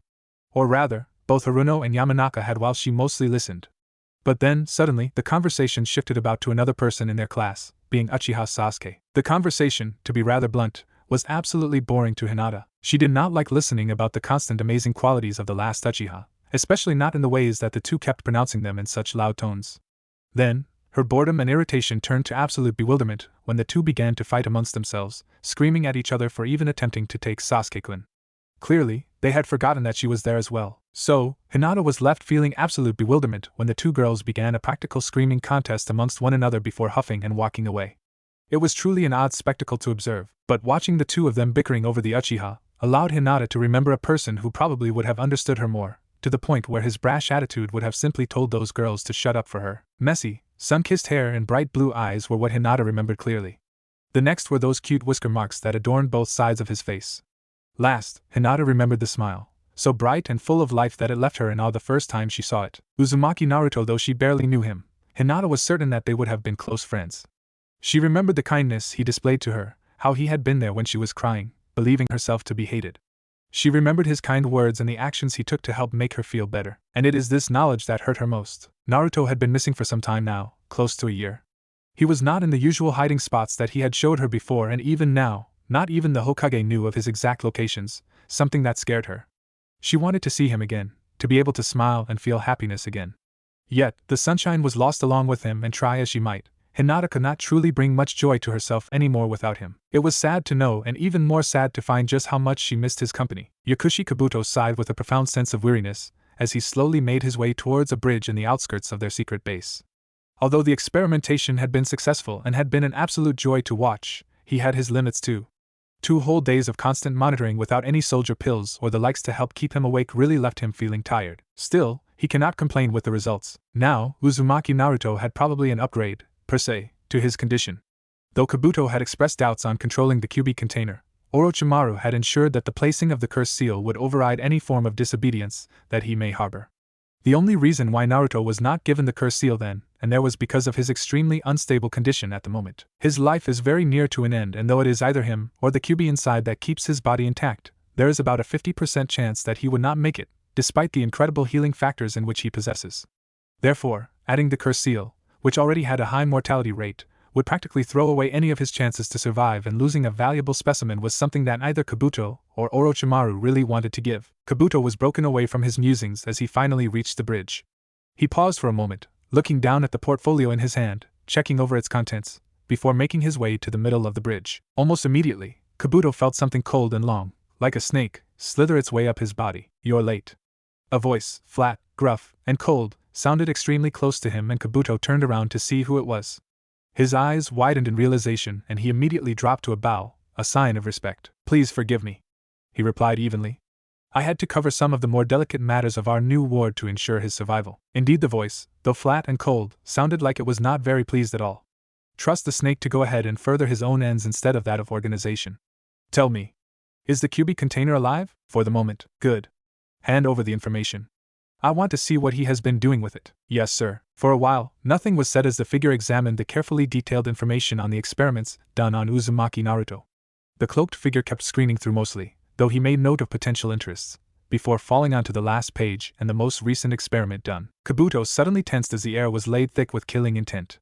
His eyes widened, his body began to sweat profusely at how dense the atmosphere suddenly became. He had almost forgotten how deadly his master could be when he becomes angered. "So that snake dares try and meddle with the organization? Our leader will be most displeased with this betrayal." The figure turned his attention back to the shuddering young ninja. "As for you, when you are certain that Uzumaki's condition is stable, return him and the 2 captives back to Konoha, away from the snake." "Sir, are you questioning me?" The air became dense once more, and Kabuto quickly shook his head in fear. He quickly bowed and acknowledged his superior. "As you wish, Sasori-sama. Come to think of it, take that little infant with them as well." That stopped Kabuto completely. The youth stared at his master, obviously in shock. He began to sputter out a way to keep the infant when suddenly, the freezing touch of that tail wrapped itself around his body, squeezing lightly, but the killing intent flared and narrowed, condensing onto his spot.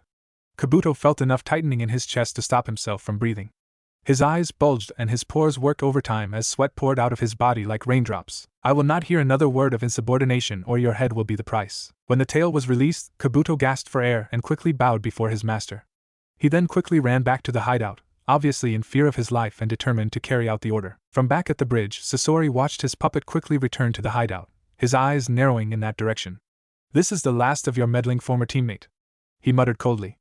"I'll make sure that by the time I am done with you, you won't even be fit to clean my works or the dirt on my feet, you traitorous snake." Kabuto was silent as he made his way into the incubation chamber. There, sleeping without a care in the world, was his child. Her eyes were closed, and her body unmoving. The only indications that she was even alive were the small rise and falls of her chest. Kabuto stared at the baby girl emotionlessly. To him, she was nothing more than an experiment, and an enjoyable one to conceive for that matter. Still, orders from his master were absolute. Though he would not like it, he will follow it to the end. Therefore, Kabuto quickly took the child from the room, being careful to check for any monitoring devices.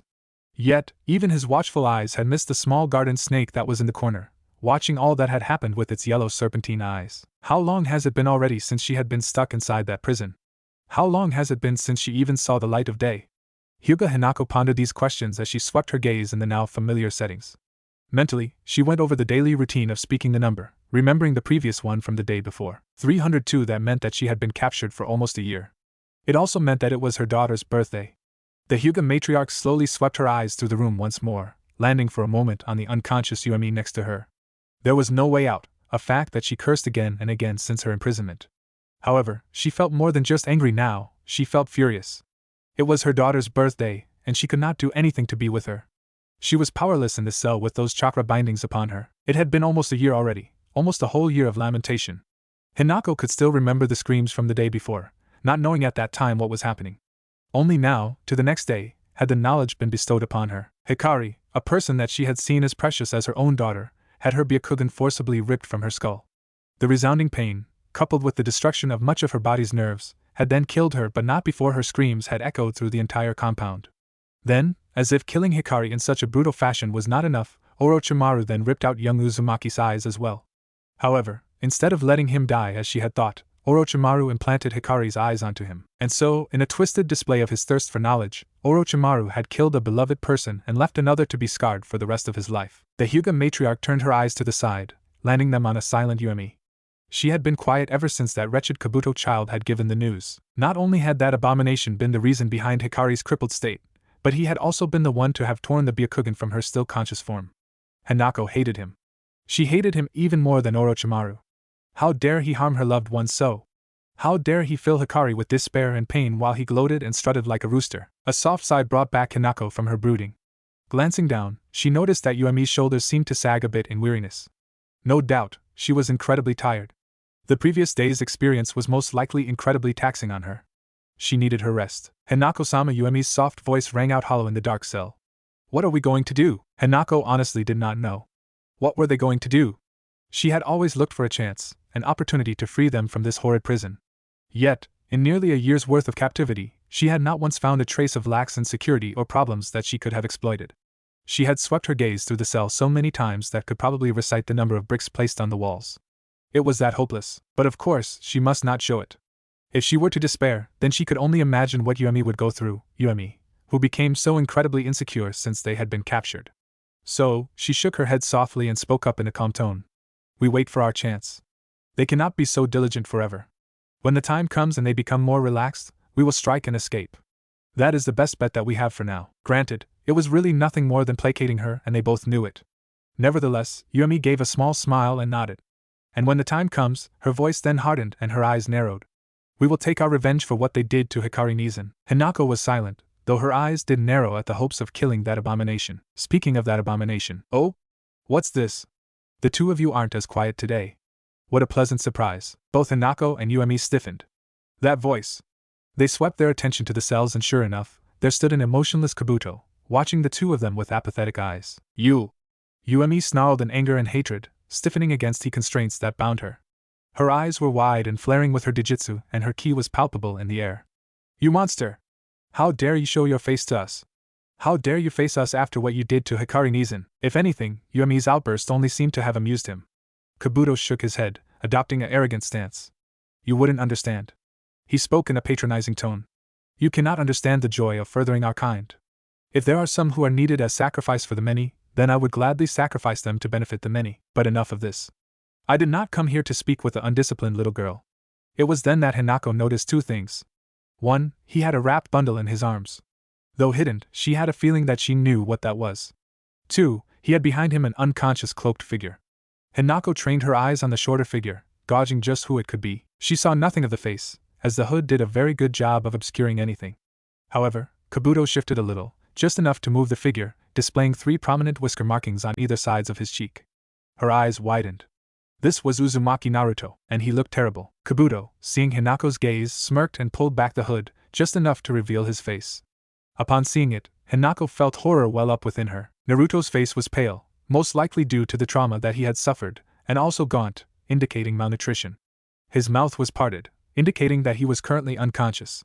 When Hanako looked a little higher, she found that thick bandages were wrapped around his eyes, or at least, where they were supposed to be. Hanako's eyes widened in horror upon seeing a line of blood soaking the bandages, leaving a red trail through his heavily wrapped eyes. Disappointing, really? Kabuto's cold voice caught Hanako's attention. He did not flinch in the least when he felt her ki spike up. Rather, he continued speaking in that tone, acting as if he was completely bored of the child. We had hoped that the demon's chakra would have begun to accept and reconnect the nerves of her eyes. But rather, the opposite occurred. The demon is downright rejecting the eyes, thus causing pain both to the boy and possible disruption to the eyes that we had worked hard to harvest. No matter, he was the first. I'm sure that Orochimaru-sama will be able to procure a few more experiments here and there. Kabuto grinned at the desired effect. Both Hyugas tensed, wondering just what he could have meant by those words. Did he mean abducting more Hyugas, using the two of them, or experimenting on Hikari's child? Before either could respond to his words, the cell door opened. Hanako tensed, her whole body preparing to lash out against him. But Kabuto's smirk indicated that he already knew what they would act like. He placed a mask onto himself, covering his nose and mouth, before taking out a sprayer with some strange red liquid inside. Forgive me for being hasty, but my master wanted you two out post-haste. Before Hanako could speak, Kabuto sprayed the liquid into the cell, creating a fine mist that settled onto the two Hyugas. Because her limbs were shackled, Hanako could not cover her nose or mouth. Holding her breath only prolonged the inevitable. Soon, both her and Yuumi were forced to breath, and immediately, they felt unconsciousness seep into them. The last thing Hanako saw before she fell was the smirking face of Yakushi Kabuto. The narrowed eyes of Hyuga Hayashi were the only indications of his irritation. All around, people were arguing. Heated words were flying through the room faster than chakra-thrown kunais. It should not have been like this. The council had been gathered by the Hokage to discuss the economic situation that they had unknowingly placed upon Suna. The Wind Daimyo in charge of Sunageki's region had been more and more willing to pay for foreign shinobis, especially those of Konoha, for his work. This left Suna into a depression, with fewer funds necessary to keep a great deal of its military intact. Even worse, the Wind Daimyo went so far as to reduce his already small fundings to the village, further reducing the military size. Naturally, this led to a stream of protests, and delegates from Sunageki arrived to Konoha, complaining against their continuing dealings with the daimyo and asking for them to deny some requests. Naturally, this led to the Hokage calling a meeting to decide the fate of Suna's economy. The council, being divided between shinobi veterans and civilians, immediately declared their split views. The shinobi side, many of whom had been veterans of the Third Shinobi War, immediately spoke out their sympathy to Suna, and asking for an immediate denial against the Wind Daimyo's request. They declared that the Suna's daimyo, being only local lord and therefore a subordinate of the Wind Lord, would be forced to swallow any form of indignation, as Fire Country's military strength was at least 3 times as strong. In their views, this would have virtually no repercussions from their actions, and quite the opposite really. Once Suna's Wind Daimyo begins increasing funds to their shinobi village again, and then this would definitely improve relations between the two villages. Of course, their decision was not accepted at all by the civilian side. The civilian side, filled with mostly businessmen and representatives, argued that it would be beneficial to Konoha for continued business with Suna's local daimyo. They pointed out that while the daimyo would indeed be forced to swallow any insult, it did not mean that he would immediately return doing business with his village's shinobis. Rather, Suna's daimyo might instead shift his business to another village like Kumo or Iwa, both in poor relations with Konoha. Therefore, they viewed that should Konoha indeed deny the business, then Suna's daimyo would simply do business elsewhere, prompting bad relations with Suna, who will most likely blame them for simply shifting attention elsewhere. It would be a blow for Konoha then should either Iwa or Kumo, or even both, decide to ally with Suna against Konoha. The two sides began to argue. Arguments then turned heated as more than one unpleasant comment began to reverberate through the room. Soon enough, arguments gave way to full-force yelling as each side attempted to pound their reason onto the other verbally. Through this all, Hayashi bore through with his trademark apathetic expression. Yet deep down, he was also beginning to feel the traces of irritation wound up within. And how can he not? The council had not reached a clear decision after nearly 2 whole hours of constant verbal sparring. Hayashi turned his gaze over to Sandaime Hokage, seated at the highest seat, and overlooking the shouting with a relaxed, weary position.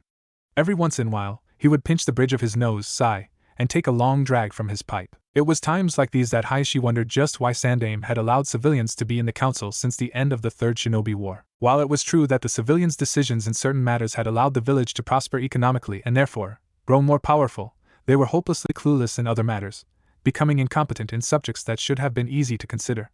Because the council always requires a 2/3 majority in voting, the civilian half, with their incompetence, had kept the council from performing at its usual efficiency. In fact, with the exception of Yandaime's short-term leadership, the council had reached an all-time low in efficiency since the implementing of the civilians. It was not always like this. Hayashi learned from his grandfather that under the leadership of both Shodai-sama and Naidame-sama, the council had been composed entirely of retired and current shinobis. Though it was true that economic growth was not that strong during those times, the council of that era had finished decisions with impressive efficiency, always being able to agree on matters quickly, and usually, it would be the best choice available. Now, the relative incompetence of the civilian side of the council has led us stagnant in decision-making. Arguments became more and more frequent, and the Hokage, being a symbol of Konoha's authority, did nothing to stop it. Hayashi suspected that a combination of weariness and reluctance is what keeps the Hokage from doing what should be done. Sandaime-sama had been enjoying his retirement during the near 4-year reign of his successor, Yondaime-sama. However, when Yondaime-sama died, he was forced to take the mantle of leadership once more, and to make it worse, it was in Konoha's depressing state. The Kyuubi had killed many of their shinobis, many families lost their loved ones, and many lost their dreams and hopes for the future. The Hokage must have been incredibly reluctant to take the job again, and therefore, he had grown lenient, no longer as strict. He gave way to more and more strength to the opposing civilians, and they took it greedily. They took advantage of Sandaime's growing age and reluctance to fight, taking chunks of power for themselves and seeking only to benefit their individual selves, not the village as a whole. Hayashi's eyes narrowed coolly, a pair of icy orbs that stared at the Hokage with a definite hardness. At the rate things are headed, another disaster, with immense sorrow and hopelessness, would arise once more, though this time, it would stem from Konoha's own government and the level of corruption it has fallen to. Someone needs to remind old Sarutobi that the mantle of leadership is not to be taken lightly. Someone needs to remind the old monkey just what he needs to do, and once again remember just what being a Hokage means. And Hayashi already has a plan to do it. However, it seemed that it would have to wait for another time. The door to the council room suddenly busted open, silencing any arguments that had been going through. Everyone in the council, particularly Hayashi, now had their complete attention on the young Hyuga branch member, who was breathing hard, most likely having ran from a farther region. They waited patiently for him to catch his breath, and when he did, he immediately turned his gaze to meet Hayashi's in an expression of pure bewilderment. Hayashi-sama. It's Hanako-sama and Uemi-sama. They've been discovered at the eastern gates. Total silence followed the branch member's exclamation as everyone now trained their eyes on the clan head. Hayashi had a look of utter shock on his normally stoic face. Was it possible? Hanako, his beloved wife, was alive? Hayashi's eyes suddenly narrowed and a dense cloud of ki descended upon council room, causing many to shudder. I hope this is not some joke. If it is, then you will find the consequences to be most dire. I wouldn't be joking about this, Hayashi-sama. It was indeed Hanako-sama and Uemi-sama. Though they were unconscious and had 2 other people with them. Who were they? The branch member hesitated, obviously feeling discomfort in the information. Yet the small spike in Hayashi's ki more than made up the decision. Sir, one of them was Uzumaki Naruto, yet he was heavily wounded. When I swept my Byakugan over to make sure that it was him, I noticed that the heavy bandages wrapped over his eyes hid a startling secret. Uzumaki appears to have the Byakugan, though the nerves are not yet connected. The branch member immediately bowed his head at Hayashi's furious expression. I can only guess as to where he may have received them. And the other person? Sir, the other person was an infant. By the looks of it, she may only be about 2 days old. I also swept through her with the Byakugan and found that she also has it. I see. Hayashi slowly stood up and faced the silent Sarutobi. Hokage-sama, I believe this takes top priority over this meeting. If you would excuse me. Sarutobi's nod was that was needed as Hayashi's form disappeared in a shushin, followed quickly by the branch member. In their wake, they left a stunned and speechless council, unsure if they should pick up where they left off or join the meeting. For some reason, Hinata knew it was an off day. Though she continued the daily monotony, as always, she simply couldn't place the same amount of energy into it as she usually does. It was strange, but she simply could not find the strength today. It was as if all of her energy went elsewhere or simply decided to lie low and wait. But for what, she simply did not know. Of course, it could probably be the droning that this particular day has enacted. The weather outside was stifling, probably one of the hotter days of the years. It didn't help that the academy did not have air conditionings, which made the classroom just as hot and uncomfortable. And sadly, Irika-sensei's lectures were doing a very good job of increasing the monotony of the classroom. Now, Hinata always prided herself on being willing to learn, always listening to the lectures of past actions. It had always been interesting to her, especially on the subjects of the Sannin known as Tsunade, who helped make Konoha's medic means as effective as they are now. But not even she could stand the heat, the humidity, and Irika's lectures all at once. Therefore, she found herself zoning out along with the rest of the class, and her stray thoughts soon fell upon the blonde boy who had suddenly disappeared from her life. Uzumaki Naruto, a name that many had often spoken with hate, something she had never understood. Yet, despite what everyone thought of him, despite the many whispers that happened behind his back, he would always laugh it off, showing his bright smile and carefree nature. It was probably that carefree nature and smile that had drawn her so completely to him. She had been surprised, seeing such a person being able to ignore his peers with just as much enthusiasm as a winner in a game of tag. The surprise soon turned to admiration as she found that opposition against him came everywhere, even from teachers in the academy. To her, he was what she wanted to be, yet cannot. He was the absolute opposite to her, and it intrigued her. Only now, with him away for so long, did Hinata even take the time to look over his actions in the past and how he acted in front of those people who belittled him. And it soon clicked. Naruto, he was always forcing himself when he chose to ignore the cold stares and whispers. The smile that she had always admired when she saw it on his face had looked incredibly strained. His bright blue eyes, the windows to his soul, would always be shut off from the world, as if he cannot bear to see it.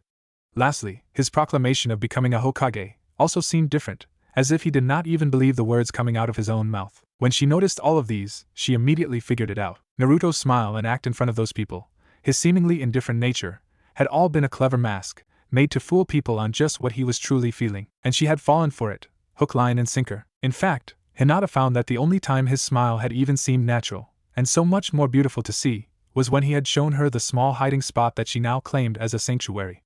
Back then, his smile was the sun in its warmth, and now, when she compared it to his other smiles in public, she found that the warmth, despite his cheerful mask, was never there. The realization of this was not what truly horrified her.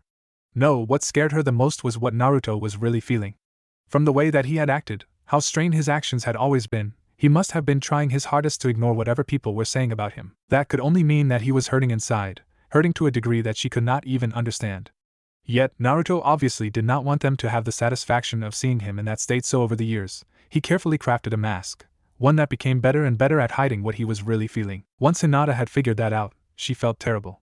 Not only because she did not know what Naruto was truly feeling, but also because her Byakugan, the proud all-seeing bloodline of her clan, was not even able to glimpse at his true emotions. It gave her a profound sense of uselessness, that the bloodline often hailed as the most intuitive and perceptive, was not enough to crack through Naruto's mask. Or more specifically, she simply did not have the necessary strength in her Byakugan to be able to see it, another factor to demonstrate just how weak she really is. Oh, she had denied it at first, wondering just why her father and most of the clan began to call her weak or speak with her at the highest degree of coolness. Then, as the days turned to months, and the months soon began to reach a year, she found that she no longer had the will to fight their belittlement anymore. She eventually found herself acknowledging their taunts and jeers with her meek nature and bowed head. It was humiliating, but she could do nothing about it. She was that powerless. Hyuga Hinata, the young heiress, broke off from her depressing daydreams with a start, returning her attention to the front of the class. There, Irika-sensei was standing there, watching her with concerned eyes, and next to him, a Hyuga branch member was keeping his eyes trained solely on her, his pupilless eyes revealing nothing. Perplexed, the little heiress got up from her seat and began to walk down the steps, all the while wondering what could have happened for her to be summoned. The moment she got down, the branch member placed a hand on her shoulder, leading her out of the classroom. Hinata hesitated, glancing over to Irika-sensei. However, the scarred man merely gave her a nod, indicating that she had his permission to leave. So, without anything to stop her, Hinata allowed herself to be led out of the room and out of the academy. As they walked out of the academy, Hinata pondered over just what could have happened. The branch member had been completely silent since leading her out, not even telling her what could have happened. She was confused. Why would they lead her out, only to leave her in the dark? Ayano Hinata felt herself wince at how soft her words came out, something that Hyugas always frown upon. This was seen by the way the branch member pursed his lips and turned a cool eye down towards her. What has happened? The branch member was silent for some time, leading Hinata to believe that he simply chose to ignore her question. Then, when she was about to lower her head back onto the road and resign herself to not knowing anything, he spoke up in a terse tone. Outside Konoha, near the outskirts of our forests, a patrol team had stumbled upon 4 unconscious people. 2 of them were identified as Hyuga Uemi-sama and Hyuga Hanako-sama. One was an unknown Hyuga infant, and the other. The branch member hesitated, as if he was about to say something before changing his mind. Was Uzumaki Naruto? Hinata's eyes widened in surprise. Her mother, she was alive. Furthermore, Naruto-kun was with her? How was this possible? The young heiress quickly returned her attention to road, now seeing that they were making their way to the hospital. Her mind was racing with questions, now seeking answers. Yet, they were all clouded with unmistakable joy.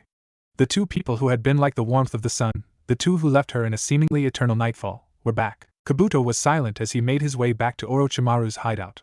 He was completely thoughtless and apathetic to what he had done. Nothing broke his barriers and nothing showed in his heart. After all, why should they? The people that he had saved were nothing more than potential test subjects. Furthermore, he was ordered by his master to save them, and orders from him were absolute. Therefore, what room was there for him to complain? No, rather, Kabuto felt like patting himself on the back for being able to leave the hideout with such discreet, especially after having to lug 4 people around. What's more, he felt like patting himself on a job well done in concealing his presence from the patrolling teams that had stumbled upon his gift. As Kabuto slipped back through the stone walls that led to Orochimaru's village, he couldn't help but wonder what his master's intentions were to sabotage Orochimaru's plans. Granted, Orochimaru was still a part of the organization known as Akatsuki. In fact, He was there 3 days ago to help in the sealing of the four-tailed beast. Of course Orochimaru was looking for something and using the organization to accomplish it, but wasn't the same agenda for all the other members? It was without a doubt that all the other members within Akatsuki were only there to further their own ends, so what would Sasori-sama gain from sabotaging Orochimaru's plans? Kabuto could not think of an answer, even as he stopped in front of his research room. He sighed, suddenly feeling quite tired, and opened the door, hoping for a night of rest. Unfortunately, his step was stopped by the force of the killing intent that suddenly began pounding into his skull. Kabuto gasped, suddenly falling down to his knees, as his form began to shake and sweat pour out like beads. His eyes bulged and his veins throbbed with adrenaline as his heart rate increased and his senses kicked in. Almost immediately, his survival instincts popped up, screaming at him at the intruder. There is someone in the room. He is very strong. Run. Yet Kabuto found that he could not run. His limbs were locked by the sheer force of the killing intent all around, and truth be told, he found himself hard-pressed to even be able to breathe. It was that terrifying. Well. So you've finally shown your true colors at Kabuto-kun? The young medic slowly turned his gaze into his room, seeing the dark form of Orochimaru sitting on his chair, his yellow serpentine eyes flashing like lanterns in the night. His smile was maniacal, his form simply oozing with his intention to kill, and his chakra was pouring out in cold, freezing waves. I should have known that when I accepted you into my ranks, that you were a little too skilled to have been a simply prodigy. But now, I know who you truly work for. Orochimaru stood up from the seat and walked over to the kneeling Kabuto, who was looking up at him, as if to apologize for his grave sins. Orochimaru's face broke out in a smile full of insanity and hatred as his hand shot up and grabbed onto the medic's head, squeezing it like melon. Trust that pitiful doll to concoct something like this.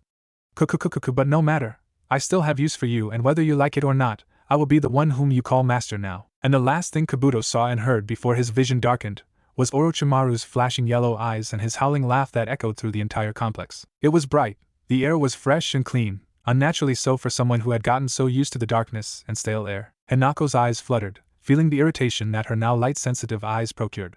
Where was she? The room was not brightly lit, probably to help people feel less irritated, but her bed was located next to the window, and sunlight poured through from the windows, bathing her white sheets in an almost ethereal glowing light. What happened? The last thing I remembered was seeing Kabuto's smile and Kabuto! Hanako's eyes flared open and she immediately looked all around her. Where was she? Was she in another enemy camp? If so, why would they treat her so easily? Why was she recovering in a room like this? Hanako scanned the room, hoping for any leads that could tell her just where she was. The hospital room had the familiar smell of disinfectants, though something like this should be commonplace in all hospitals. Then where could she be? Hanako felt the need to get up and try looking for any way that she could see a familiar sight. Yet, there were virtually no distinction from this hospital room and the many others that can be seen. Byakugan. Hanako's eyes flared with her active Dijutsu, her veins now bulging with increased blood flow. Almost instantly, the Hyuga matriarch winced and deactivated her eyes. The pain that had invaded her senses almost immediately after slowly began to dull, leaving a strange numb feeling on her temple. What had happened? Why did her head suddenly sprout up in pain the moment she activated her Dijutsu? Hanako shook her head to try and dispel some of the pounding against her skull. Hyuga-sama. You're awake. Hanako swiveled her head to the voice's direction, meeting a very surprised-looking nurse. The nurse quickly bowed before heading over to her, bustling over some of the medical equipments placed there. That was odd. Why would an enemy treat her with such care? Unless… Wait. Mentally, the matriarch winced at how feeble her voice sounded. It made her already soft voice into nothing but a whisper. Where is this place? Oh, that's right. You were unconscious when we found you at the outskirts of the forest. The nurse bowed a bit in acknowledgement. You are back home, Hyuga-sama. This is Konohagakure no Sato. This was her home. Hanako winced as she tried to sit up. For some reason, her entire body was sore and every muscle protested her movements. Apparently, the nurse agreed with her muscles as in the next moment, Hanako was being fussed over again. You mustn't overextend yourself, Hyuga-sama. Your report stated that nearly all your tendons and muscles upon your limbs were slit by a chakra scalpel. While we were able to heal it, it will still take time for your body to be able to heal the rest itself. This is the village? Hanako could hardly believe. She was back home? How was it possible? Why in the world did Kabuto release them? Wait them, what about the others? The nurse jumped at the sudden tone that Hanako adopted. She sounded desperate, frantic. And for good reason. She wanted to know that everyone she had seen with her was safe as well. See, calm down, Hyuga-sama. Hyuga Uemi-sama and the unknown Hyuga are right now merely resting. As for Uzumaki, well, he is resting, but there is some concern over what certain experiments had done to his mind. He is right now under a dreamless genjutsu. Now, she was worried. Though Hanako was glad that both Uemi and Hikari's child are safe, the unknown condition on little Naruto was a cause for concern. Who knows how much he was actually suffering? Still, at the very least, he is now away from the serpent's lair and in the safety of Konoha. Ayano Hyuga-sama, The matriarch returned her attention to the nurse, who was fidgeting a little. She waited patiently for the nurse to regain her composure, something that she was grateful for. Ano Hyuga Hayashi-sama is currently waiting outside. Would you like to see him? Hanako's eyes widened. Hayashi-sama was here? Hanako felt an incredible sense of longing suddenly take over her being. How long has it been since she had seen her beloved husband's face? How long has it been since she had felt the warmth of his touch and the peacefulness of his presence? Far too long, she decided. He had been gone from her for far too long, and she wasn't going to waste another second of it. Yes, she responded quietly. Please bring him in. The nurse bowed to her and walked over to the edge of the door. When she opened it, she gave a nod to whoever was waiting before walking away. The person slowly walked in, and Hanako felt tears well up in her eyes when she met the gaze of her husband, Hyuga Hayashi. Hayashi-sama, a watery smile bloomed on her face as the tears slowly poured out of her eyes. I missed you. I miss you as well. Hayashi's normally emotionless facade broke as relief flooded his system. He walked over to his long-lost wife and, without caring for anyone watching, embraced her. I missed you so much. She closed her eyes, relishing in the warmth that he gave off. This is what it should be like, she decided. To be able to feel his warmth, his presence, and his love. It was like a light in the end of a dark, dark tunnel. Hayashi-sama, Hayashi whispered to her as he stroked her back gently. It's fine now. You're home. Home. Hanako gave a small smile at that. After nearly a year of separation, home sounded amazing to her. She slowly buried her head deeper into his embrace. She wanted to know that this was not a dream, a hallucination. She wanted to see this as real. And mother? Hanako stiffened almost immediately. How long has it been since she heard that soft voice? Far too long. She slowly turned away from her husband and met the wide-eyed figure of her daughter, Hyuga Hinata. Oh, she had changed so much in the past 9 months.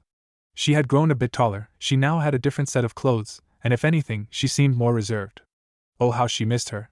Hanako slowly pulled away from Hayashi's embrace, not noticing that he had stiffened the moment Hinata made her arrival. Hinata, she could hardly believe it. Her little daughter had grown so different in the 9 months that she had been separated. It was so strange. But she was still her daughter, and the love that she felt for her had never diminished. With a smile, she held out her arms open. Come here. Come here, little Hinata. Recognition flashed through Hinata's pale lavender eyes, yet she hesitated in moving over, something that confused Hanako. Then, she noticed that every once in a while, Hinata's fidgeting would give way as her gaze would switch from her to Hayashi. Then, she would immediately look back down and fidget once more. Now, Hanako was not a stupid person. In fact, she is one of the more knowledgeable ones in the field of medical studies. Therefore, she could immediately detect signs of abuse and neglect on her daughter, especially when she was making it so obvious. That, along with the fact that she kept skirting gazes onto Hayashi, could only mean that her husband was at least part of the cause, and that in itself was enough for her stiffen. Whatever love and warmth she had for her husband suddenly cooled down and hardened. Her eyes narrowed as she turned her gaze from her scared daughter and towards her husband, who would not meet her gaze. Hinata, the little girl, looked up as her mother spoke up her name. Please go outside for a moment. I would like to have a talk with your father. Hinata gave another small glance to her father, who still would not meet her gaze, and gave a small nod. Why, yes, mother. Hinata slowly closed the door behind her and walked away. She was still partially in shock over the revelation that had come. Her mother was alive. She was not dead like how she was led to believe. But then, that piece of happy information also came with a darker question. Where had her mother been in the past 9 months? Why had she suddenly disappeared? More importantly, why was her disappearance also linked with Naruto's? Naruto. Hinata suddenly stopped. Her eyes widened in shock as she realized what had happened. In her worry and bewilderment over her mother's return, she had completely forgotten about Naruto. A new sense of urgency suddenly took over her, as she quickly made her way to the receptionist's office. The nurse in charge looked up, took one look at Hinata, and nodded her head back where she came from. Hyuga Hanako and Hyuga Uemi are in that area. If you are looking for them, I'll simply call their room and ask them for permission. Is that all right? Ayano. Hinata found that she was fidgeting terribly. The look of surprise on the nurse's face at her outburst was more than enough to almost kill the resolve that she had built up. She felt so incredibly embarrassed at that moment that she wished a hole in the ground would just suddenly open up and have her fall in, but she wanted to see Naruto again.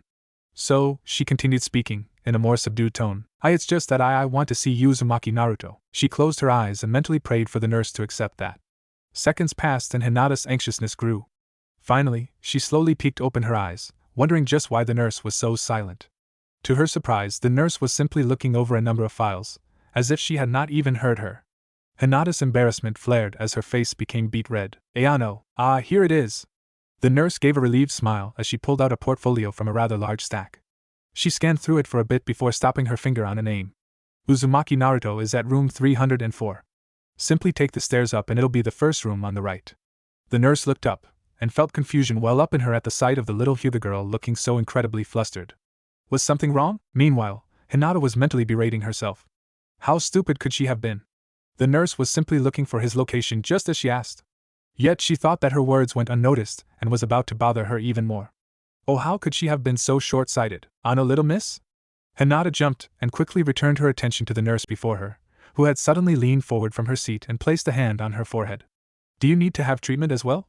Your face is quite red and warm. If anything, Hinata's blush of embarrassment grew even redder. She quickly ducked down her head and murmured a quiet thanks before quickly walking away from the nurse. Oh, she felt so embarrassed. As she went up the stairs that led to Naruto's room, Hinata couldn't help but think of what she should be saying. What was she to say? It had been almost a year since she had seen him, and even then, he had been masking away his sadness in that happy carefree mask. Would he hide behind it again when she sees him? Would she be able to muster the courage to help him? More than anything since her revelation, Hinata had wanted to see Naruto again, to be able to hug him and tell him that it's okay to cry, that it was okay to not hide behind that mask. More than anything, she wanted to tell him that she would be there for him, that he was not alone. Finally, Hinata stopped in front of Naruto's door, yet, almost immediately, she felt hesitation well up in her. She knew what to say to him, but she was so scared. For all she knew, he could take offense at the fact that she was able to see the mask that, from what she could tell, almost no one had been able to look through. She slowly took a deep breath, closing her eyes and steeling her resolve, to finally be able to meet him again. Hinata quietly released her breath and with her heart set, slowly opened the door, and was met with absolute silence. Whatever words that she had prepared to use to help him had immediately died in her throat. Hinata could only watch in absolute horror at what laid before her. This was not the same Naruto that she had been able to glimpse back those many months ago. The young blonde laid quietly, apparently asleep, in a large white bed. Yet those white sheets were marred with intricate seals that stretched all the way towards the ceiling. Along those seals, machines were placed all around with tubes that seemed to stick into his hidden body. Finally, his eyes were hidden away behind thick white bandages. Yet even the thickness gave way to 2 large red spots and the thin line's red stain. Hinata was horrified at the sight. It was as if his eyes were constantly crying blood. Hinata slowly made her way over towards the unconscious blonde, being careful as to not step on any of the seals. When she finally found herself next to his bedside, she glanced at the empty seat before her. Without a moment's hesitation, she immediately took it and now found herself meeting his blind self. Naruto-kun. Hinata was sad. How was she not otherwise? Naruto looked so miserable in this place. The very air felt heavy, as if someone's anguish was so evident that it could be felt as an aura. Still, he was back. At the very least, he was back. It's been almost a year now, Naruto-kun. Do you remember me? Hinata? There was no response, though she supposed that she could not expect one. So much has happened in the 9 months that you've been gone. I found that mother had disappeared along with Hikari Nizan and Yuami Nizan. No one would tell me what happened but told me to never think about them again. I eventually joined the academy. Everyone is so scary, and also there are some that make me mad. Hinata suddenly gave a small smile. I'm sorry, I suppose I cannot badmouth anyone right now when they aren't here. It's rude, is it not? Naruto-kun, do you remember when we first met? I was made of by some girls and ran away, crying. I wanted to be alone, to be by myself. Then you came. Your smile was so bright that I was surprised to see it. I wondered then, why would someone I don't know suddenly come out of nowhere and talk to me? Naruto-kun, you were my first real friend. I'm so sorry. Back then, you comforted me, yet I didn't know that you yourself was just like me. Hinata hiccuped softly as tears welled up in her eyes. She quickly covered her eyes with both hands, as to not show him her tears. It's okay, Naruto-kun. I'll try harder now. You don't have to be alone anymore, and it stayed like for a while. Hinata would simply talk a bit but it would soon descend into silence. In this period of quietness, she would simply watch Naruto's face, emotionless and nearly featureless with the large bandages. She wanted to hold on to him, yet the fear of her touch setting off something always held her back, so she stayed like that, simply watching him, hoping that he would recover. Finally, after what appeared to have been an eternity in their own world, the door opened, and in stepped a medic. Upon seeing the medic, Hinata quickly stood up and murmured an apology. Without even bothering to explain herself, she quickly ran off, her face red from embarrassment and a smaller mixture of different emotions. As the medic watched her run off, he shook his head. Kids, he muttered. Well, nothing I can do about that, I suppose. Now let's see. He returned his attention to the unconscious blonde and went through a quick series of hand seals. His hands soon began to glow a bright green as he performed a diagnostic checkup on the boy. Body wounds are healing at expected rapid pace. Genjutsu effects still in place. Chakra coils are performing normally. Wait, what's this? The medic stopped as his glowing hand was hovering over the large bandages. His eyes widened in surprise at what the medical sonar had detected, and immediately, he tapped the earpiece and spoke quickly. Get Hokage-sama in here, now! Old Sarutobi, the Sandaime Hokage of Konohagakure, could not help but stare at the medic. The words that he had just heard, could they even be possible? Please repeat what you said. Sir Uzumaki Naruto's eyes were torn off of his body, that much is true. It is also true that the Byakugan of Hyuga Hikari had been implanted in its place, yet from what we had gathered when we first performed the diagnostic, his body had been rejecting the Byakugan. That would have explained the deterioration of the eyes. It also would have explained the inflammatory response and the blood that kept leaking out. Yet now, after performing the diagnostic again, I found that the Byakugan is actually completely transformed. And this is the cause of the Kyuubi's Yoki? That can reason, though the effects of the Shiki Fuijin may have been acting on it too. The chakra that the Yondaime left behind in the seal had seeped a little into the eye sockets as well. From what I was able to glean, the Byakugan had been constantly deteriorating under the effect of the combined chakras. Then, the Kyuubi's Yoki began to rebuild the eyes. By the time I checked, the nerves that connected the eyes into the brain had already been healed and connected. Sarutobi was silent as he mulled over the information in his head. So the eyes had now become Naruto's. If anything, this would be a great asset to the boy. Sarutobi had no doubts that it would serve to protect him in the future. Yet what were the consequences? For all he knew, the influence of the Kyuubi's Yoki and the connection of the nerves could also have influenced the boy's mind. What would happen to him then? What are the chances that the Kyuubi's Yoki would be able to affect Naruto's mentality? The medic slowly closed his eyes and ran through a more thorough diagnostic on Naruto's body. He placed one glowing hand on top of the seal placed on the boy's navel. The other hovered over Naruto's head. For a few minutes, the medic kept still as the information slowly came to light. Eventually, he relaxed and shook his head to the Hokage. It is all right. The seal is still functioning properly. The barest minimum is being filtered out and in turn, purified for Naruto's own use. Sarutobi sighed with relief. So his successor's final technique still proves to be working. That is good. At the very least, he did not have to worry too much about the Kyuubi breaking the seal. Naruto had suffered enough without having to have his soul consumed by the fox demon, and at the very least, there won't be another reason for the villagers to attack him. Sarutobi shook his head to rid himself of the depressing thoughts. He returned his attention to the medic and nodded to him as he made his way for the door. Please keep a careful watch over Naruto-kun. The medic gave Sarutobi a respectful bow as the old man left. The door closed quietly and neither saw the twitch Naruto's finger gave nor the slighty glow of the Genjutsu seal. In the years that he had been the Hokage, Sarutobi felt that one of his greatest pride had been the creation of this medical hospital.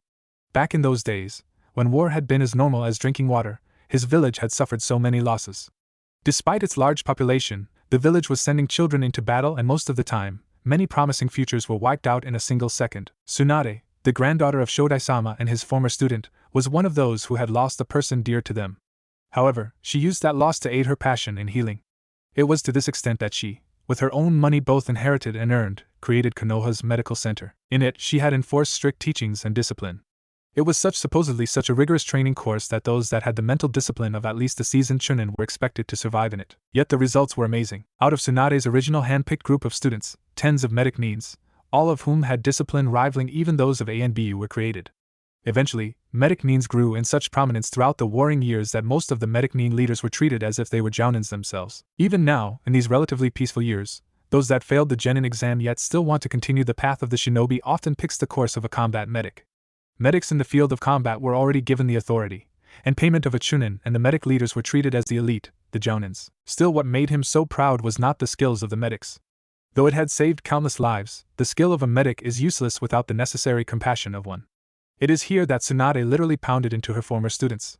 Sometimes, she even resorted into genjutsu to test the students, seeing if her students would refrain from healing anyone. Those that failed, even if they had the skills, were immediately expelled and told to never pursue the course of a medic neen again. Her students, now seasoned medical shinobis themselves, carry on her will in this medical center. They use intimidation, genjutsu, and other techniques not unlike those of the interrogation squads, all in the name of literally beating out the prejudice of any applicant in the medical field. Though Sarutobi had his doubts on the techniques used for the applicants, he cannot skirt out the results before him.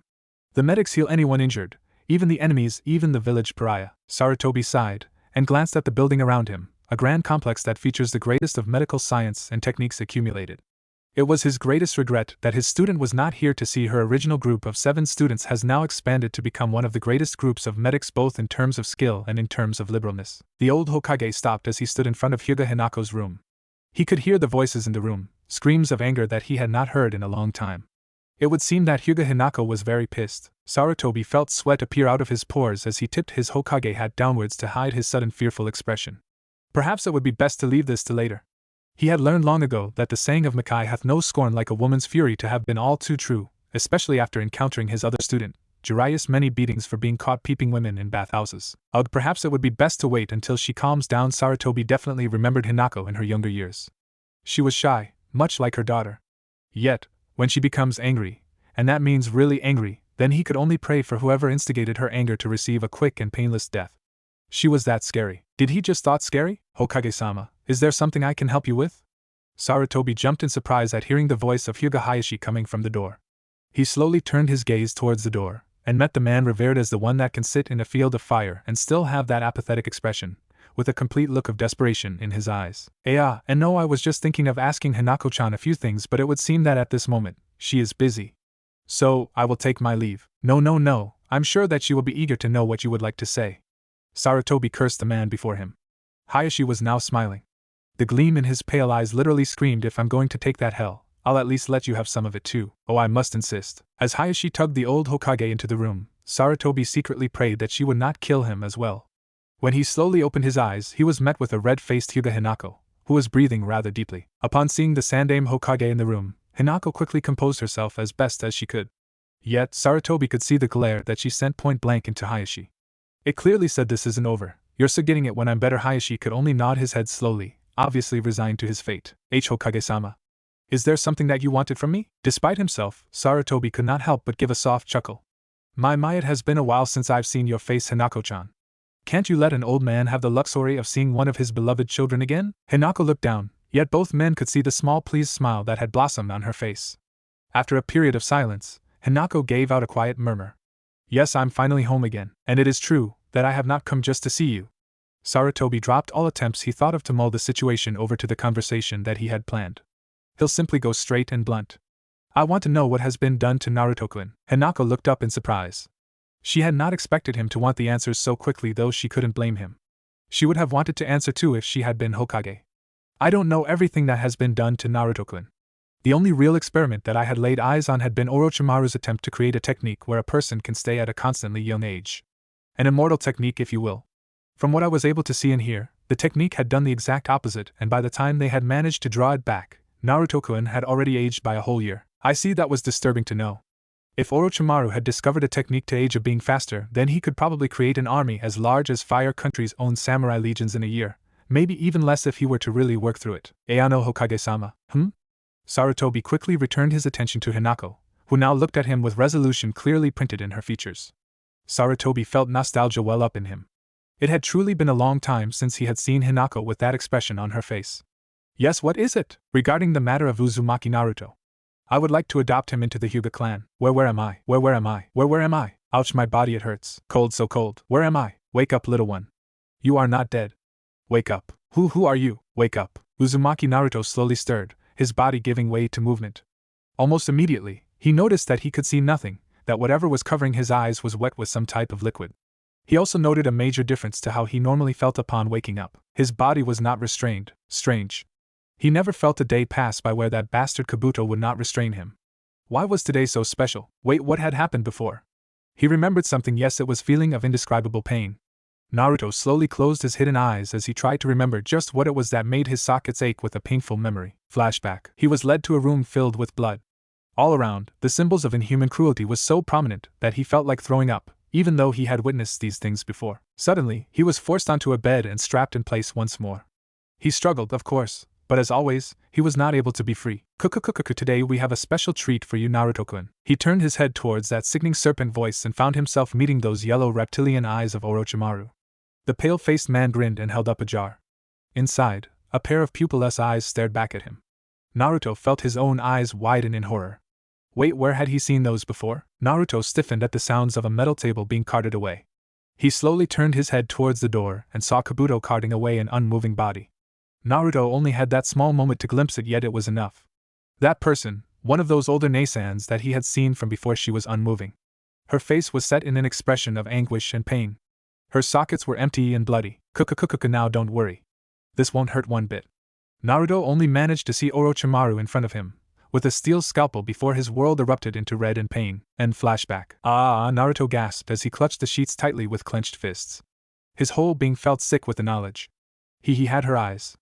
Naruto slowly brought his hand up to feel the tightly wrapped bandages. To think, underneath those bandages were the eyes of someone else. It's all his fault. Naruto gritted his teeth in anger and resentment towards that man. If he wasn't there, then this would never have happened. Yes, I suppose that it is indeed mostly that man's fault, isn't it? He immediately jumped in surprise. Naruto had not even heard a single footstep. He tensed his body in preparation for running away, no matter where it would take him. Who are you? Oh, just an old friend. From the grisliness in his tone and the familiarity in talking, Naruto could safely say that whoever this person is, he's old, and he must have known him at some point. Not like that really made an impression on him. Naruto frowned and gripped his bandages, annoyed at the fact that he couldn't see and still feeling sick with the fact that the pair of eyes in his sockets were not his own. How was that possible anyways? How is it that someone's eyes can just replace his own, and he would be able to see with them? Wait, can he even see with these? Anxiety soon welled up as he quickly began clawing at his bandages. Would he even be able to see? If he couldn't, then what? Would they go and tear off these eyes as well and replace them with another pair? Calm down, it's alright. Apparently, the old man managed to see his anxiety and fear quite quickly. Naruto-kun, you need not worry about your eyes. The medics have told me that there will be no problem with your sight should you let them heal over time. Naruto ignored the man and after finding the end of the bandage, quickly began unwrapping it. He stubbornly ignored the stranger's protest as he continued to unwrap his bandages with vigor. He had to know. Was he going to see or not? Would he be blind? Would his new eyes make him look more like a freak? Finally, when the last of the bandages fell off, he brought his hands up and slowly rubbed his closed eyes. At that moment, fear and uncertainty was high. He didn't know if he would be blind or not, but if he were able to see, what would he see? Especially with the eyes of a person he saw being carted away like a sack of meat. No, his eyelids twitched and slowly began parting. For now, I'll listen to this guy. I want to see. Naruto fully opened his eyes and immediately squinted at the whiteness the room gave off. Slowly, colors began to blend with the whiteness. Blurry outlines soon became visible, yet to his chagrin, he found that he truly could not see clear shapes yet. Everything was one big blur. Now you must learn some patience, Naruto-kun. Sometimes being too impulsive can lead to harsh consequences. Naruto stopped and turned his head towards the direction of the voice. The only thing he could make out in the blur was a mass of red and white. He slowly squinted his eyes, trying to focus more. Eventually, he slowly became able to see a slightly more defined shape. The red on the head so took a more hat-like quality, and he could barely make out a thin black thing that was sticking out of this person's mouth. Naruto felt his eyes widened. It shouldn't be possible. Jeiji-chan? Sarutobi smiled and walked over to the incredibly vulnerable-looking boy. He fell down to his knees, bringing himself to eye level with him, and immediately wrapped his arms around the boy. He slowly rubbed his hand over to boy's head as a sense of joy welled up in him. Naruto remembered him. Even after all the trauma he had been inflicted with, he still remembers him. It's been a long time now, hasn't it, Naruto-kun? Naruto was shocked. How was he here? Hokage Jiji, the only adult who had looked at him with no hatred in his eyes. He was the only adult that Naruto had ever wanted. He was like the grandfather that he had never known. Seeing him now again, even though he was blurred, it was almost too much to bear. Where am I? It's alright now, Naruto-kun. You're home now. You're safe. Home? What is this home that Jiji was talking about? For his part, Naruto didn't want to ask. He never felt at home in the village. He was always beaten, called names, and given cheap products for extremely high prices. It took extremely careful spending with his monthly stipend to scrape by. No, he had never considered the village a home. It was a shelter at best and a prison at worst. Yet now that he's away from that snake and his painful experiments, he'd take this village any day. Naruto closed his eyes and buried his head into the Hokage's shoulder. He'll stay, if only for Jiji. Now, Naruto-kun. I'm sure that this will come as a surprise to you, but please bear with me. Now that perked his attention. Naruto pulled away from the old Hokage and slowly nodded. He had yet to remember a time where Jiji had ever lied to him, and by the tone of his voice, this seems to be a rather important matter. Well, Naruto-kun, do you remember what I have taught to you about clans and families? Naruto slowly nodded his head. He vaguely remembered the lessons that Jiji had decided to give him about some important families in the village. Now that he thought about it, the two that stood out had been called Hyuga and Uchiha. He didn't remember why, but something that the Hokage had said seemed to have made those two stick to his head more than the others. There were two important families called Hyuga and Uchiha. I don't really remember why they were so important though. It's good enough. Sarutobi smiled. He couldn't expect much from Naruto after all. The boy had been 4 when he decided to teach him, and the boy listened mostly just for memorization's purpose, and given the years and trauma that followed, he doubted that he would remember. Now one of those families, the Hyuga clan, has decided to formally adopt you. Now that was a shocker. What in the world would an important family want with him? Naruto highly doubted that he was special. In fact, the villagers had more than once expressed their views on just how special he actually was. Why, then, would a clan that Gigi had explicitly spoke of in importance would suddenly decide to adopt him? As if reading his mind, Sarutobi spoke up once more. This time, his voice was tinged with sadness. The Hyuga clan had lost 3 important people to them. Hyuga Hanako, the matriarch of the clan, along with Hyuga Hikari and Hyuga Uemi, both members of the main house, were abducted the same night as you by Orochimaru. I'm sure you remember them now. Oh, Naruto did remember them. They were probably the 2 prisoners he had met in a fleeting glance when he was being moved to another room. The older Neisan had probably been that Hanako person. The other one was probably Uemi or Hikari. Then where was the other one? Her face was set in an expression of anguish and pain. Her sockets were empty and bloody. Naruto's eyes flared open, and he immediately pushed himself away from Sarutobi. The Hokage was just about to ask what was wrong when suddenly, Naruto hunched over and threw up whatever contents his stomach had. Sarutobi was upon him in an instant, patting the boy's back as gently as possible as Naruto continued to regurgitate his stomach contents. Finally, when he was done, Naruto just stayed there, his body shaking horribly at what he had just learned. I have her eyes, one of those Naisans. Naruto slowly brought up his hands to cover the eyes. His whole being felt sick, so incredibly sick. To think, they once belonged to someone else, someone who he had seen being carted away like spoiled meat. He felt like an abomination. No, that was too good for him. He felt like a freak. Is that why they want to adopt me? Because I now have the same eyes as them? Sarutobi frowned at the resigned tone that the boy had.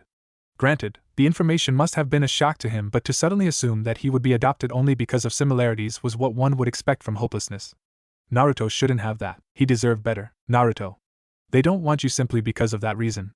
The matriarch of the clan is Hyuga Hanako, one of those who had been taken by Orochimaru the same night as you. She told me that while she had not seen a lot of the experiments, she had seen enough to be disgusted. She wants to protect you. Simple as that. So one of the Naisans was actually a matriarch? If anything, that made Naruto all the more skeptical. However, he refrained from speaking. Too many things were going through his head, and he certainly did not want to become even more confused than he already was. For a while, neither of them spoke a word. Sarutobi was worried over the mental health of the young boy beside him and wondering if he could even find acceptance in the clan that brands its branch members in a sign of forever servitude. The clan, while it had suffered some of the lightest of casualties, had been completely neutral in proposing the state of Naruto after they had found out on him becoming a demon container.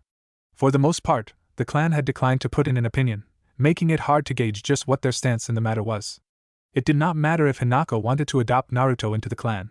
If the clan itself objected to the idea, then there can be nothing done for him. Though I suppose if Hanako can persuade Hiashi in the matter, there shouldn't be much trouble. Hiashi was perhaps the most persuasive speaker in the council, and that quite literally meant that he was the most persuasive speaker in the whole village. If he were to side with Naruto's adoption into the clan, then the boy's chances would rise significantly. Sarutobi had an inkling that Hiashi would do it too. The man looked incredibly whipped when he saw him with Hanako the day before. Sarutobi could almost shake his head at how strange it was. Hyuga Hiashi, probably the most powerful and influential member of the council, was whipped by his wife, who had always been known as a shy but loving matriarch in the clan. If he hadn't been so old already and seen many things, he felt that he would have had to bend down and pick up his jaw that had landed onto the ground. Would Naruto like it though? He lowered his gaze onto the young boy before him. Even if he were to be adopted into the Hyuga clan, there is a chance that they would simply look down onto him like the rest of the villagers. The clan could act like the villages, abiding the clan rules in face of its leaders, but dissent and lash out on the boy when no one's looking. In the worst-case scenario, he could be branded with the curse seal, leaving him in the mercy of the Hyugas. Naruto, for his part, was wary with being adopted. From his early years being in the orphanage, he had remembered the faces of people when they adopted the other orphans. When they had looked at him, they sneered at him, as if he was some type of trash for them to step on. The old caretaker was nice enough, but when he died, his replacement filled in, and that woman absolutely no qualms with making his life a living hell. He had never trusted an adult outside of the old Hokage since. What difference would it make if the Hyuga would adopt him? For all he knew, the clan would be just as bad as that caretaker from before. They could be even worse. Now if you have calmed down enough, Hanako-san had wanted to see you. Do you want to come and meet her? Did he want to go and meet the woman who would eventually be his caretaker? Though he was still skeptical of the idea, it wasn't entirely a bad thing for him. Who knows? Maybe she actually liked him instead of hated him. Alright. Naruto slowly hopped off of the bed before making his way over to the door, nearly banging on a few furnitures in the process. He squinted his eyes, yet still could barely make out a few blurry shapes and colors. It was annoying. It was so incredibly annoying that he could not see a damn thing. If he had his old eyes, he would have had no troubles moving around. Naruto grimaced when his knee unexpectedly bumped into a metal post. It certainly didn't help that he barely even knew where the door was. He felt like an idiot walking around in circles and bumping into things along the way. Here, Naruto-kun. A hand was placed on his shoulder, and the boy soon found himself being steered into another direction. I think it would be better if I were to lead. Naruto would have to agree. Hanako had her eyes closed as she gently hummed a little tune that she had picked up in her youth. At that moment, it was very peaceful in her recuperating chamber. The sunlight shone through the open windows, illuminating her room with an almost healing glow. Yet the breeze that swept in was nice and cool, a temperature that she had came to love from the village. Outside, the birds were chirping quietly amongst themselves in an almost harmonious pitch, and just barely within reach of her hearing, the bustling of human activities swept through, indicating that this village was alive, prosperous, and everyone was working hard. It was so incredibly peaceful to her if she were to ignore the silent statue that was her husband. Hanako's soft smile dropped at this, and her humming soon stopped as well. What was she to think about with her husband? She loved him dearly. There was no doubt about that. After all, both Hinata and Hanabi were proof of her love and devotion towards her husband. Yet, was the Hayashi that she had known all along just a mask that he wore on her? His treatment on little Hinata, a daughter that she cherished for her sweetness, was something so horrible that were he anyone else, she would have attempted a juken strike right to their heart. Was this Hayashi the true one that she married? The beast behind the mask? She could still remember the day she had married the man before her. Back then, she was a promising medic nin, reaching a chunin-worthy rank within its own hierarchy at the age of 15. A year into her work, she was suddenly told by the main family that she was to be betrothed to Hyuga Hayashi, and the birdcage seal on her forehead was to be removed immediately. That had been one of the greatest moments of her life. Despite the animosity that the branch section had for the main branch members, she had always been smitten with Hyuga Hayashi, though she would be the first to admit that her attraction to his twin, Hyuga Hizashi, was almost as strong, if only because they were identical in appearance. To her, Hayashi had been one of the more kinder main branch members that she had seen, and after the one moment, when he had caught her after she had fallen off of a tree at the age of 10, she felt that her heart had been stolen by him since. To suddenly find out that he would be her betrothed, it was almost too good to be true. But it was not. It was all true. At the age of 16, she was married to the then 28-year-old Hayashi. Despite the age difference between them, she felt that she was able to give her heart to the man and believed that he would return to those feelings as well. It worked out beautifully. When she had declared her love for him, even after finding out of her betrothal to him, he returned those feelings to her, and the two of them managed to turn the marriage into one of love instead of one for maintaining blood purity. Soon after they had consummated their marriage, she learned that she became pregnant with their child. Despite the calm facade that he kept up, she was quick to see that the man was ecstatic.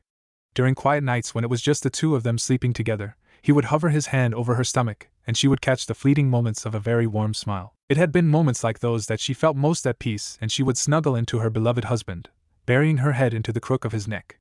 It was during those times that she felt that nothing in the world mattered aside from her husband and the growing child that was within her. When little Hinata had been born, she felt that the culmination of their love had finally borne fruit. Their young daughter was so beautiful, so completely beautiful that at first glance, she wanted nothing more than to cradle her forever. Likewise, Hayashi had coddled onto their firstborn for months, to the point where he would come home from meetings literally panting for breath. At times, Hayashi's branch member escort would tell her of how he would sit through meetings, watching the time and simply drumming his fingers. At the first note of adjournment, he would be the first to leave, and do so in a brusque manner. That had probably been as amusing as it was endearing. If anything, the love she had for him only grew. Then, for years after Hinata's birth, she became pregnant again. For many normal citizens, they actually thought that that was her first pregnancy, since she was barely at the age of 21. Hanako did not bother to correct them at all, as she was once more descended into the joys of a pregnant mother. Hayashi had fussed over her even more than her first pregnancy, and if anything, his mask cracked much more than during the first one.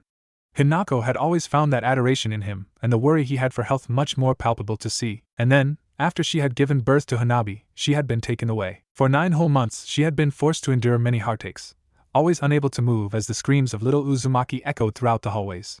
She had been forced to sit and do nothing as a person who she viewed as another daughter was raped by that treacherous Kabuto and forced to bear his child. She was made to be helpless as she heard the final dying screams of Hikari and watched as Kabuto dragged an unconscious Uzumaki, with his new eyes bandaged up and bleeding. Hanako felt that those torturous days would have dragged on forever.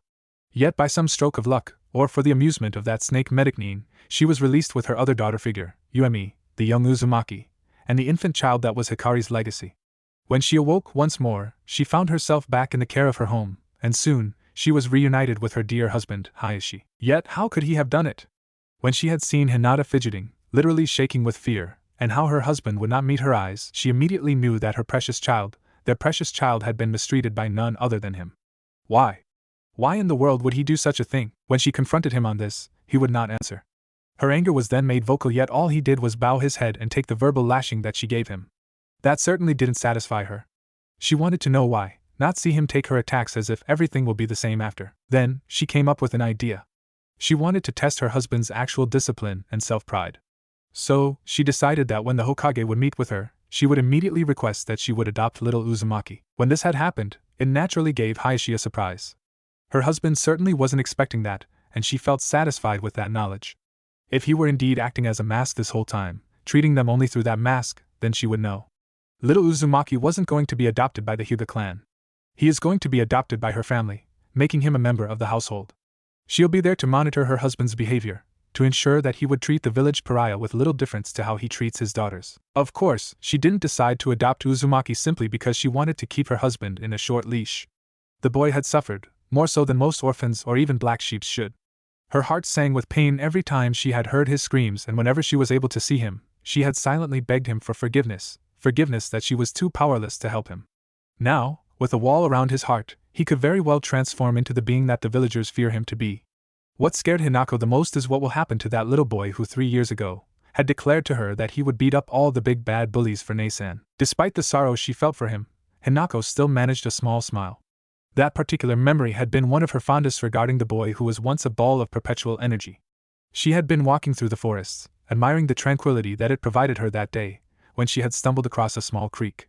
It was a small spot, almost completely hidden by rocks and trees, yet it sparkled with a clarity that left her astonished. It was almost a river of pureness that she had not been able to see since. All of a sudden, when she had bent down to scoop up the crystal-clear water, the bushes shook and immediately, a little boy, no older than 3, bounded into the creek. The two had stared at each other for what seemed like forever. Into Hanako, the boy's sapphire blue eyes seemed to pierce into her soul more effectively than the masters of the Byakugan. She felt that her whole being had suddenly been laid bare for the young boy to see, to be judged whether or not she was a sinful beast or a creature of purity. Finally, the boy gave a smile and pointed at her with a cute pudgy hand. He opened his mouth and his little tones suddenly bounced out like a musical note. "You're a pretty Nasan." That had broken the ice. Hanako smiled at the memory. She remembered how she began to talk to the little boy, who displayed a startling degree of maturity even at that age. Though his mind was too young to comprehend it, the little Uzumaki Naruto seemed to have already realized to treat items carefully and spend money wisely. These were traits that even some adults had trouble in, and it astounded her that such a young boy could grasp it so easily. Of course, the conversation soon diverged to why she was in that crystal-clear creek, and she embarrassedly stated that she got lost. The cute little boy had then jumped up to his feet and held on to her hands. "Don't worry, Nasan. I'll take you back and I'll make sure that I'll beat up all those big bad bullies for Nasan." It was such a cute, endearing sentence, and when they had returned to the entrance of the village, she had rewarded him with a kiss on his forehead. Back then, she had not known that he actually spent more time in the forest to the point where he knew different trees better than alleys and roads. Back then, she hadn't known that the boy reached his level of maturity because of the overwhelming biasness against him. She had simply found his resolve so amazingly adorable that she couldn't say no to him. Now that she thinks about it, Hanako can safely assume that little Uzumaki has forgotten those events. The mind of a child, no matter how mature, will eventually throw away past memories as more and more new ones replace it. With the trauma that little Uzumaki suffered in the next 3 years, she doubted that he would remember her as the one he vowed to protect from all those bullies. It pained her. It was such a hurtful feeling to know that a child, as pure as her own precious daughter, was subjugated to so many acts of cruelty.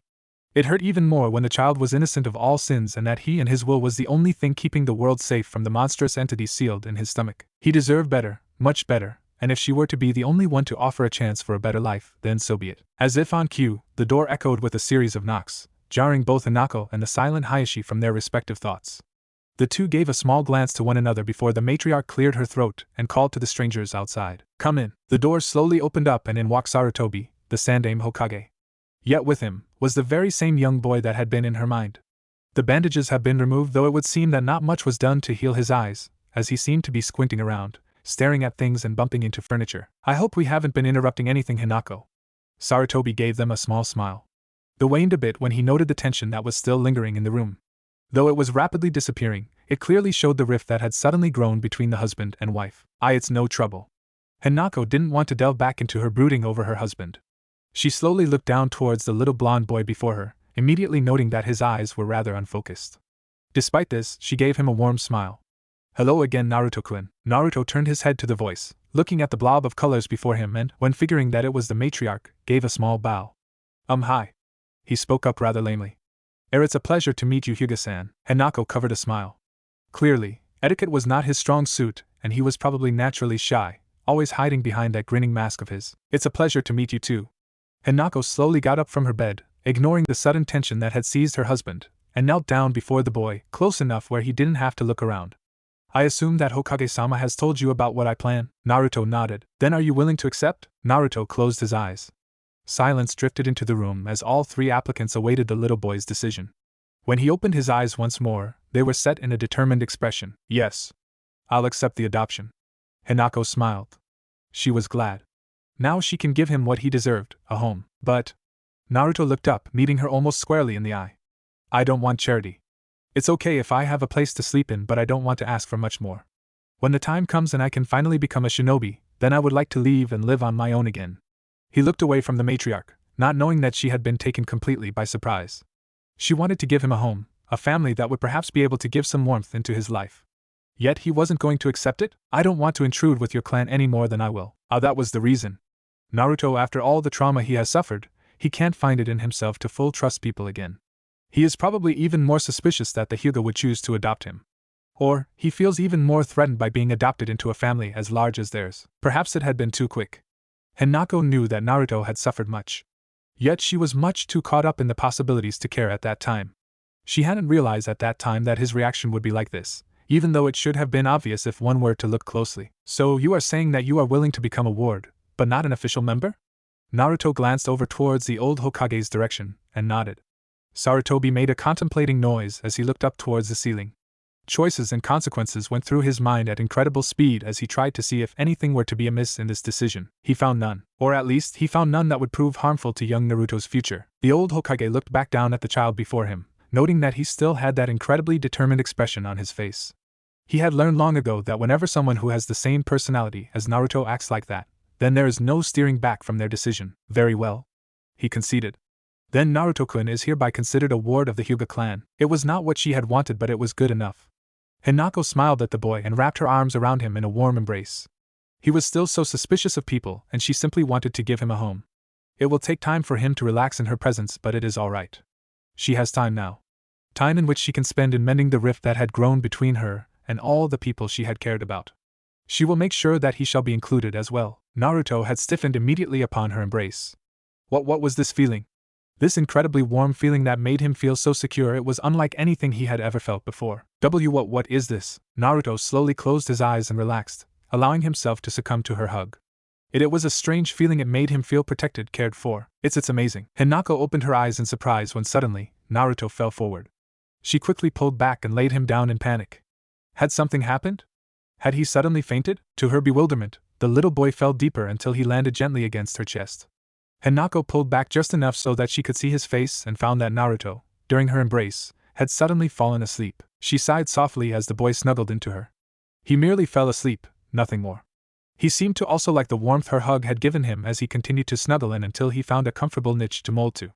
Hanako glanced down at the slumbering boy and gave him a smile. "Rest, Naruto-kun.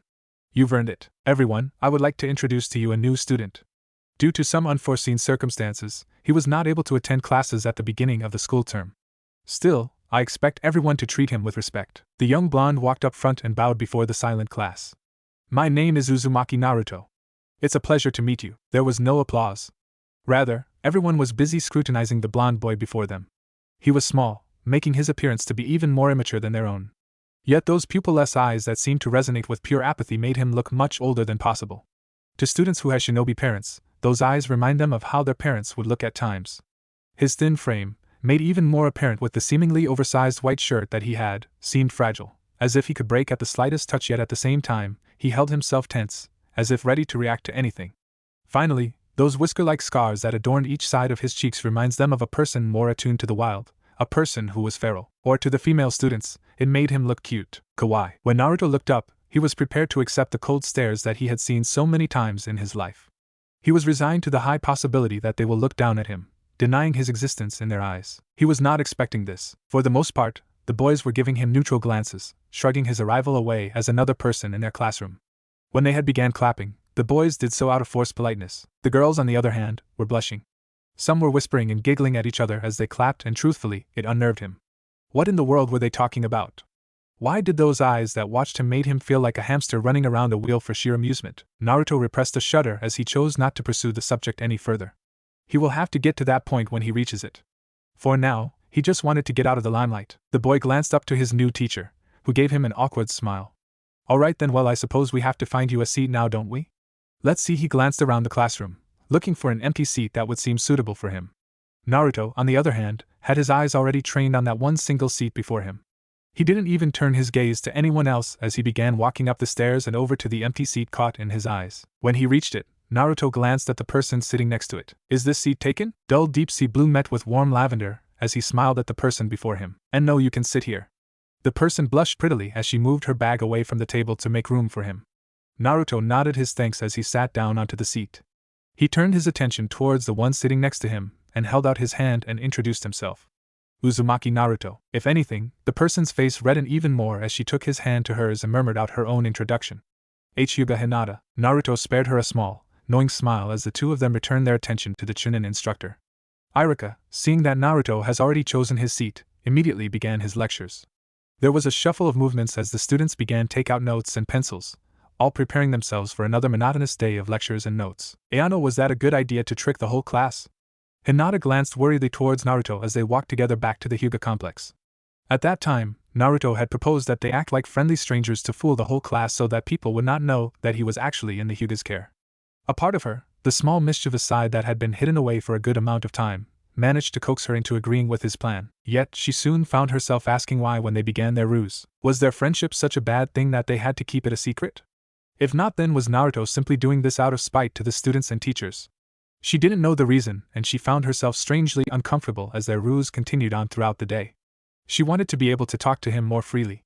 She wanted to treat him like the dear friend that he was. I can't say that it's a good idea, Naruto responded. But I don't think it would be a good idea to show everyone that we're friends. He glanced over towards her, hesitating with his answer, before continuing on. Many of the villagers hate me. I don't know why, but they like to treat me like dirt. For all I know, my parents could have been dishonorable to the village, or they simply hate the fact that I was born on the eve of the Kyuubi's defeat. All I know is that they treat me worse than dirt, and I know for a fact that some of their kids are in the class.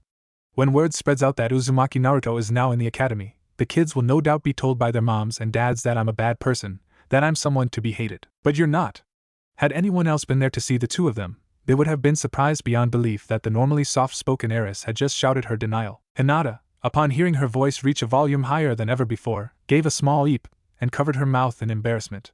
She glanced over towards the blonde, who was looking at her with surprise all over his features. If anything, her embarrassment grew. She had not meant to suddenly cut him off so loudly and sharply. It was just that she didn't want him to belittle himself even more. She simply wanted to make him see that he was not the monster everyone made him to be. She just wanted to help him. It's too late now. I already said it, I have to continue. Little Hinata steeled her resolve and returned her attention to Naruto, meeting his eyes with determination. Naruto-kun isn't a monster. He's a kind boy who tried to make many friends. I don't want you to keep talking about yourself like that. Naruto was surprised. No, he was more than just surprised. He was absolutely bewildered. The blonde had no idea that Hinata had it in her to make such an outburst. Just as well that she did, as her words had suddenly found themselves jarred into his ears. He was going to remember this for a long time. Though they had their differences in personality, Naruto saw some of Hyuga Hayashi in his daughter. How could he not when the clan head had said almost the exact same things in face of the Hyuga elders? The young boy turned his head up to the sky as he remembered what had transpired just a few days before. Flashback. If anything, Naruto did not feel nervousness or even terror in the face of the Hyuga elders and their seemingly X-ray vision. He had been subjected to levels of intimidation on such profound levels before that right now, their stares were met with equally apathetic eyes. Still, it was kind of good to know that there was someone standing next to him, if only because of duty to his wife's decision. There, also meeting the gazes of the elders, was Hyuga Hayashi, who stood in place of his wife to present his decision on the case of his adoption. We have heard young Uzumaki's reason for wanting to be adopted here, and we have heard the pleas of your wife, Hanako Dano. However, the question remains, what will be in our clan's favor for harboring Uzumaki-san? The head elder, Hyuga Shiro, spoke up calmly as he and the rest of the elders had their eyes fixed solely on the blonde before them. Naruto met their gaze passively. In fact, He was so emotionless to the dosage of pressure being applied to the room that one would have to wonder if he even felt any emotion at all. No boy that age should be able to handle this pressure around him as if it was just an everyday occurrence. The silence was broken by Hayashi, who took a step forward and responded to the elder's caution in adopting the boy. Would offering our protection to young Uzumaki be in our clan's best interest? The boy is already under the protection of Sandaime-sama, true, but have you considered who else had him in their favor? There was a general silence as some of the elders lowered their gaze almost shamefully away. That prompted Naruto to raise an eyebrow. Who had him in such a good light that the mere mention of this person is enough to have the Hyugas suddenly become complacent? During the battle with the Kyuubi no Kitsune, our clan suffered the least casualties. This is only because the Kyuubi's rampage was stopped before it could reach our sector. I cannot hope to imagine what would have happened had the Kyuubi stayed on its path of destruction. If anything, none of us would be here. Hayashi narrowed his eyes at his own father, the man who met his gaze calmly, the head elder. Are we so ungrateful that we are to deny Uzumaki's right to be protected when he holds the hope of the one who defeated the Kyuubi? Hayashi glanced down and for a brief moment, Naruto was almost certain that a flicker of pain and nostalgia appeared in his eyes. Are we to throw away the legacy of Yandaime-sama? A pregnant silence fell into the council room. For the elders, they were taking this time to consider their options, torn between what they feel is best for their clan and the debt of honor they owe to Yandaime-sama, one that runs as deep as blood. But for Naruto, he found that his mind had suddenly frozen time, halting onto that one phrase over and over again. Legacy of Yandaime-sama. What did that mean? Naruto's eyes were wide and fearful as he felt his heartbeat quicken, his skin moisten, and his nerves screaming with anticipation. What was with that phrase? He was the Yandaime's legacy? Impossible! Why would he be his legacy, the one that he left behind? Hayashi-san, the clan head, glanced down from the brooding elders and met Naruto's fearful gaze calmly. Seeing those eyes acting so calm while his own was probably raging with emotion certainly did not help to calm him down. What did you mean by Yandaime-sama's legacy? Again, there was that flicker of nostalgia and pain from within Hayashi's eyes, though it was quickly masked. The clan head returned his gaze back to the elders before but left a clear message for the young blonde. It is not my place to tell. If you truly want to know, you must ask Sandaime-sama himself for the information. Not his place to tell? What did that mean?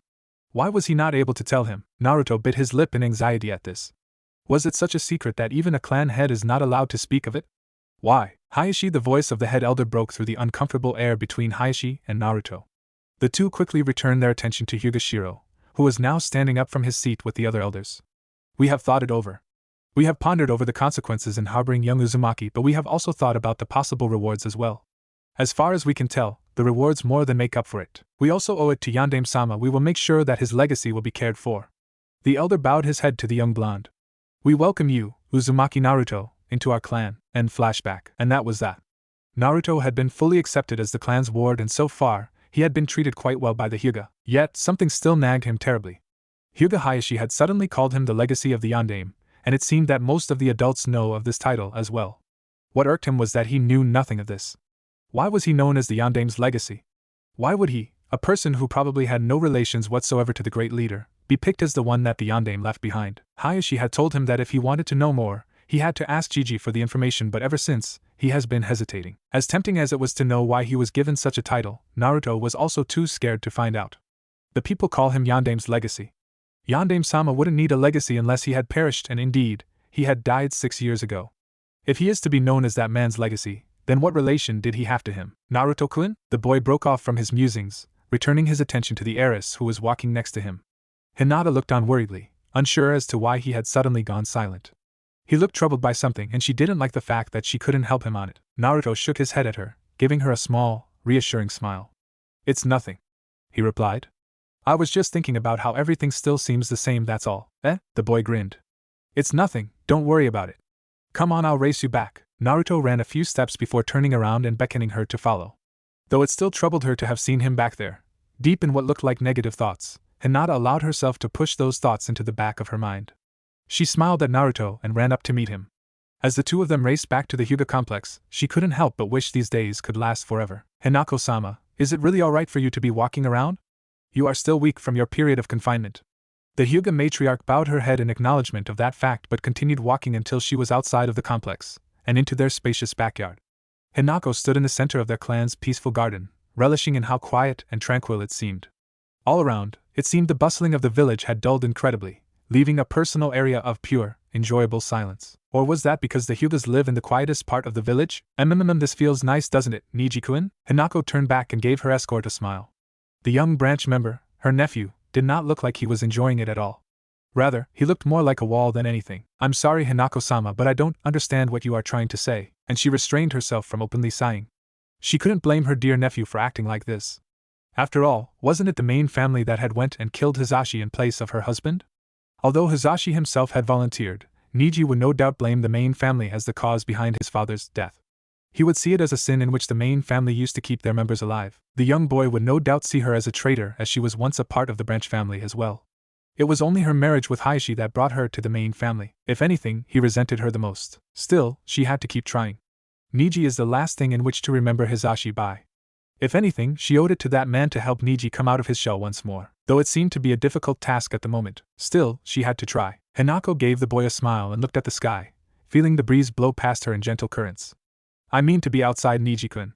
I mean that it feels nice to be able to feel the breeze of a gentle wind and to have it caress you with almost an intimate touch." She looked back down towards her apathetic nephew and arched an eyebrow. "Don't you like to feel it too?" Her question was met with a stone-cold stare. Niji pursed his lips and narrowed his eyes at the question. Even from where she was, Hanako could see that his fists were shaking with barely controlled anger. If anything, she expected him to lash out on her that very moment, but he didn't. Instead, the boy settled for a glare, something that Hanako would never reprimand him for, and few cold words. "Even if the wind is to touch a person as intimate as you say, it is only to mask its true intentions. The wind is the cage that holds a bird. Should the bird try and fly away, it'll be killed in a second without remorse." Niji turned away from her and began to walk away. "Excuse me, but I have urgent matters to attend to." "Good day, Hanako-sama." Hanako watched on sadly as Niji disappeared into the Hyuga complex. She had remembered him 3 years ago, when he was so full of energy and pride for the Hyuga clan. Back then, he had been so eager to follow the code of the branch family, seeing it as a way to prolong the strength of the Hyuga. Then, he was betrayed. The main family substituted Hiashi with Hisashi, killing him so as to prevent a war to spark between Konoha and Kumo. Niji, upon learning of this, no longer found pride in being a Hyuga. He now saw the mark of the branch family as nothing more than a cage and the main family as the oppressors who would do anything to save their own skin, even to the point of sacrificing branch members to achieve that goal. And she was ashamed to admit that if she had to choose, she would definitely save the life of her husband first. The Hyuga matriarch sighed sorrowfully. What is she to do with him? "Mother, we're home." She quickly masked her sadness away and planted a smile on her face as she turned towards the back entrance. There, Hinata stood, bent over and panting from exertion. Behind her, Naruto walked up calmly, though she could see traces of sweat on his skin. She arched an eyebrow at that. Were they running? From what? "Hinata dear, why are you breathing so hard?" The little Hyuga looked up and if anything, her flushed cheeks reddened even more. "Ayano," she stammered out. It's well, we were racing." Naruto's voice came out lazily as he leaned on the wall behind him. "It's nothing to fuss over. Hinata and I were bored, so I went on and thought it would be more fun to run home as fast as we can." "Oh?" Hanako looked from Hinata to Naruto to Hinata again. One looked nervous, poking her 2 fingers together in a cute fashion. The other was looking away, with his features carefully masked into a lazy, apathetic expression. Finally, she sighed and shook her head with a smile on her face. "Well, I suppose it's good exercise for the 2 of you." Hinata looked up, obviously shocked that she was not receiving any form of punishment, and Naruto simply gave her a grin. Hanako leaned down close to her daughter and gave her a wink. "Don't listen to the boring old men in our clan, Hinata. They don't know what's good for them. They'd rather stand tall and regal than to waste the energy to run and dirty their clothes." Again, her little daughter looked shocked. Finally, her eyes drooped, and she began to fiddle a bit once more. But our rules came from father." Hanako's smile saddened somewhat, something that Naruto had noticed immediately. "Well, I suppose he only wants what's best for you." Her grin returned as she brought a finger to her lips in a sign of silence. "But don't worry. I won't tell." Hinata's disbelief melted into a shy smile. Thank you," she said in a grateful tone. Hanako smiled and wrapped her arms around her daughter in a warm hug. It was good to feel her daughter again after so long. Unfortunately for her, Hinata had stiffened immediately on contact. Though it was brief and she quickly returned the action, Hanako had not missed that one moment of rigidness, and neither had Naruto. The boy arched an eyebrow from where he was, confused at the way Hinata had stiffened for that one moment. How strange. Is she still not used to seeing her mom or something? Hanako gave her daughter a soft pat on the head before gently pushing her away. "Now go in," she ordered sweetly. "And make sure you finish whatever homework that the academy gave you. You can work on other things once you finished." Hinata gave her mother a shy smile and nodded before turning around and quickly making her way into the compound. The Hyuga matriarch watched her daughter go with a forlorn expression on her face, feeling a sense of longing welling up in her. She wanted to hold her daughter close to her, to love her even after the year that they'd been separated. But she knew that Hinata still needed some time to herself. The scars of an abused mental state cannot be undone just like that. She needed to be patient if she is to be able to help her daughter heal. Sudden footsteps quickly broke her from her musings. The matriarch turned her head behind her, wary of who the person was, until she remembered that it was Naruto who had been leaning against the wall. She relaxed herself and offered the boy an apologetic smile, one which he seemed to have understood. The two slowly began their track back into the Hyuga compound, both not really having any reason to hurry. Hanako glanced down at the boy before her, who had his hands in his pant pockets and was staring at the complex with emotionless eyes. It slightly unnerved her to see how a few simple changes had made him seem like a total stranger. Back then, Naruto was a seemingly cheerful boy with bright sky blue eyes. Now, almost all of that cheerfulness had disappeared, leaving a more reserved boy with solemn features not unlike those among veteran shinobis. It certainly didn't help that his new deep ocean blue eyes made him look all the more closed off from the world. Do I look like a freak? The sudden question caught her completely by surprise. She had not thought that he would have noticed her looking him over. It unnerved her even more that he spoke of himself as a freak so casually. She shook her head and placed a gentle hand on his shoulder. No, she murmured in return. You don't look like one at all. Really? Naruto looked up towards her, his eyes unbelieving. Really? You're a special boy, who's been given a gift. It is only because the villagers cannot see it that way that they shun you. Hanako knelt down and hugged him gently. But I see it that way, and for that, I don't think you're a freak at all. Naruto stayed silent, deciding to merely stand content within her arms. You're not a freak at all. You're a blessing, a reminder of that those who sacrificed themselves did not do so in vain. The night was cold, almost unnaturally so. Just about everyone in the village were indoors now, as the cold night air outside made many reconsider the thought of venturing anywhere else. Of course, there are some definite exceptions. Hyuga Hinata stirred restlessly on her futon, trying to find the best possible spot in which she could finally fall asleep in. She hated nights like these. For some reason, whenever it gets cold enough like now, she would find it next to impossible to find rest. Piling sheets on top of sheets didn't help at all, and for the most part, only sheer exhaustion to the highest degree can knock her out. She highly doubted that she'll be sleeping anytime soon. Frustrated, the young Hyuga sat up from her futon. She slowly got up, shivering, and padded over to her door. Maybe some water will help me go to sleep. There would be times in which drinking some form of liquid would help her. Though most of those times involved a stressful state that needed to be relaxed, there were the few instances in which she could sleep after getting something to drink. Hinata stifled a yawn as she slid open her door, and stopped completely. The young Hyuga stared up at the wall of her complex, where the moon shone brightly in the clear night sky. There, a silhouette was crouching on the roof of the wall, seemingly staring at something. As far as she could tell, this person was either going to sneak in or out, and both aren't ideas she is very happy to think about. Hinata quickly formed a ram hand seal and closed her eyes. She remembered the training she had received since she was 3, with the elders and her father teaching her how to pump chakra into her eyes. Though she had only accomplished some of the more basic of chakra control, she needed to use it this once to see who that person is. Byakugan. Hinata felt the telltale signs of veins growing, and knowing that she only had a few moments, quickly opened her eyes. The strength of her Byakugan allowed her to quickly lengthen her vision until she was able to see the person much more closely. Her Dijutsu also allowed her to have better vision in the dark, allowing her to quickly make out just who that person was. When she saw him, she gasped. The person crouching on the wall was Naruto. Bewildered, she quickly deactivated her Byakugan. Why was Naruto up and ready to leave? Clearly, his actions are incredibly suspicious, and she couldn't help but be reminded of what her father had told about the Cloud Ninja and the sacrifice of Uncle Hizashi. Was he thinking of kidnapping someone as well? Suddenly, Naruto leapt off of the wall, disappearing from her sight. Hinata, being determined to find out just what was going on, quickly pulled on a large jacket over her yukata and ran out of her room, intent on catching up to the blonde. Hayashi-sama the clan had opened his eyes, resting his gaze onto his wife calmly. Hanako, on the other hand, looked worried. They both had heard the footsteps that came from the other side of the main family complex. They both knew that that side of the complex was where both Hinata and Naruto slept in. Hanako was worried. Was there another ninja that attempting a kidnap on her daughter? Or was it a shinobi who knew of Naruto's whereabouts, and trying to take him away to be killed silently? The matriarch sat up from their bed, just 2 seconds away from bolting it, and tailing whoever left those footsteps, when Hayashi gently grabbed her arm. He shook his head when she looked at him questioningly, and gently pulled her back down. Hanako found she had no time to be playing around. Hayashi-sama, why aren't we going after them? They could have taken Hinata or Nara-dash. Whatever she was about to say was silenced by a finger pressed against her lips. Surprised, she looked up to see her husband watching her calmly, with no trace of anger or resentment. If anything, he looked reserved, as if accepting anything thrown at him. Let them go, my dear. They need to know about this the most. They? You already know who those footsteps belong to. Yes. Hayashi closed his eyes for a moment as he contented himself with her warmth and presence. Then who are they? The first one was little Uzumaki. The second belonged to our daughter. Hayashi sighed and positioned himself into a more relaxed position before continuing. I've known ever since I presented my case to the Hyuga elders that Uzumaki would be wanting to seek answers. I merely provided the information and where to get the answers. He turned towards her and opened his eyes, matching her gaze calmly and without fear.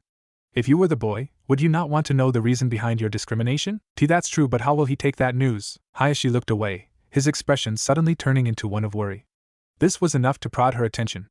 Hayashi-sama, a few months ago, I was one of the representatives sent as ambassadors for Sunigakure.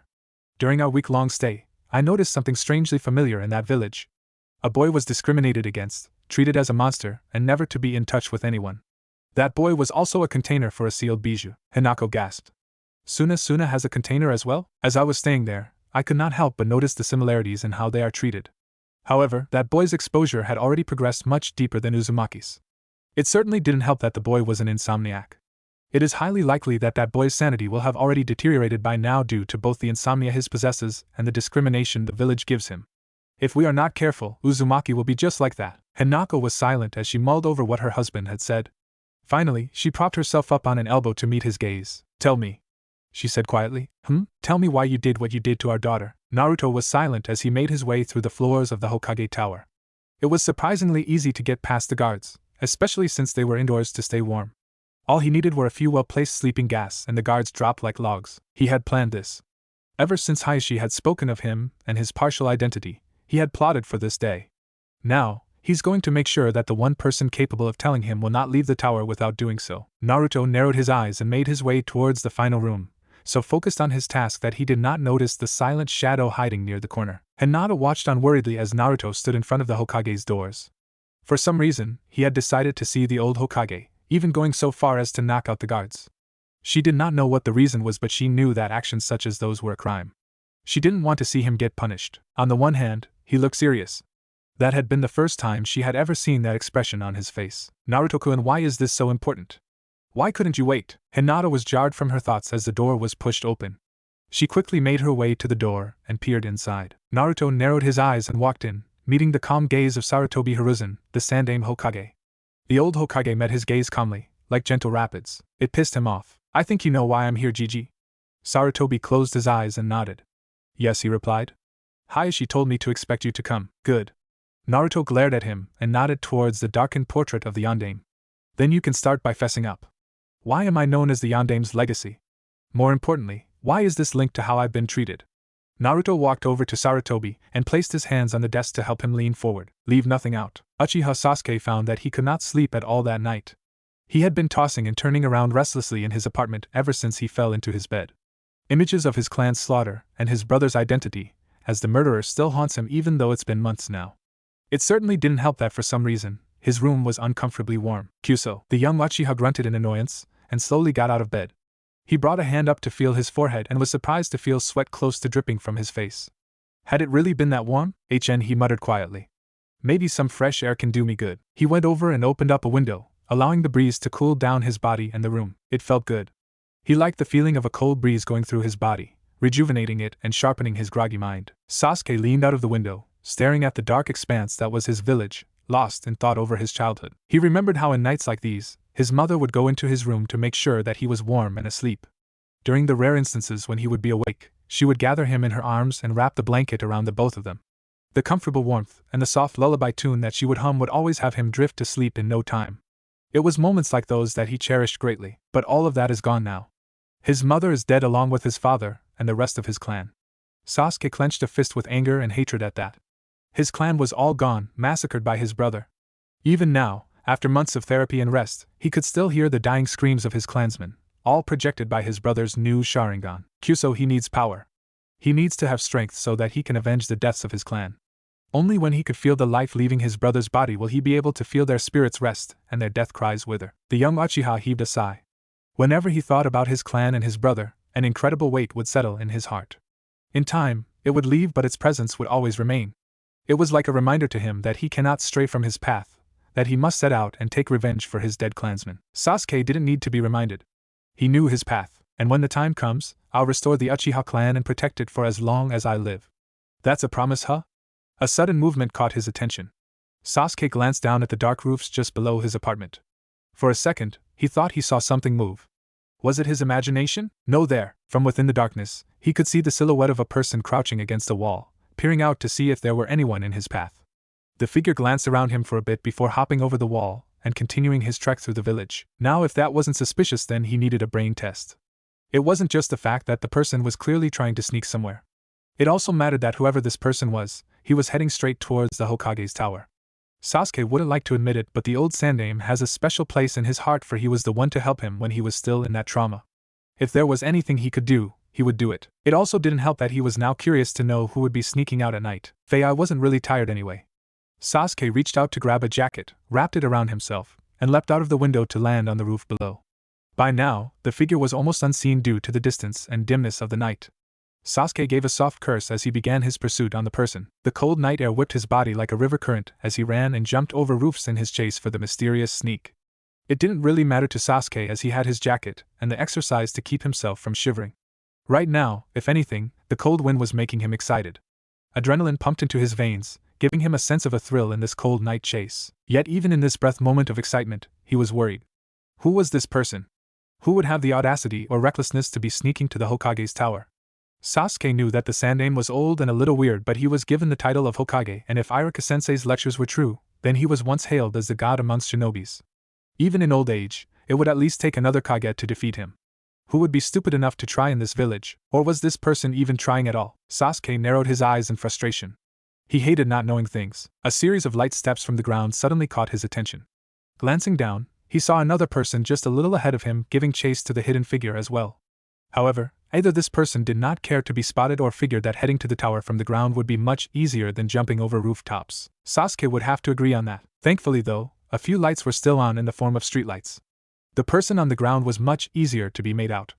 At first glance, in the moment light flashed the person's body, he knew who it was. Only one person would have a traditional haircut like that. It was Hyuga Hinata. Now he was even more curious.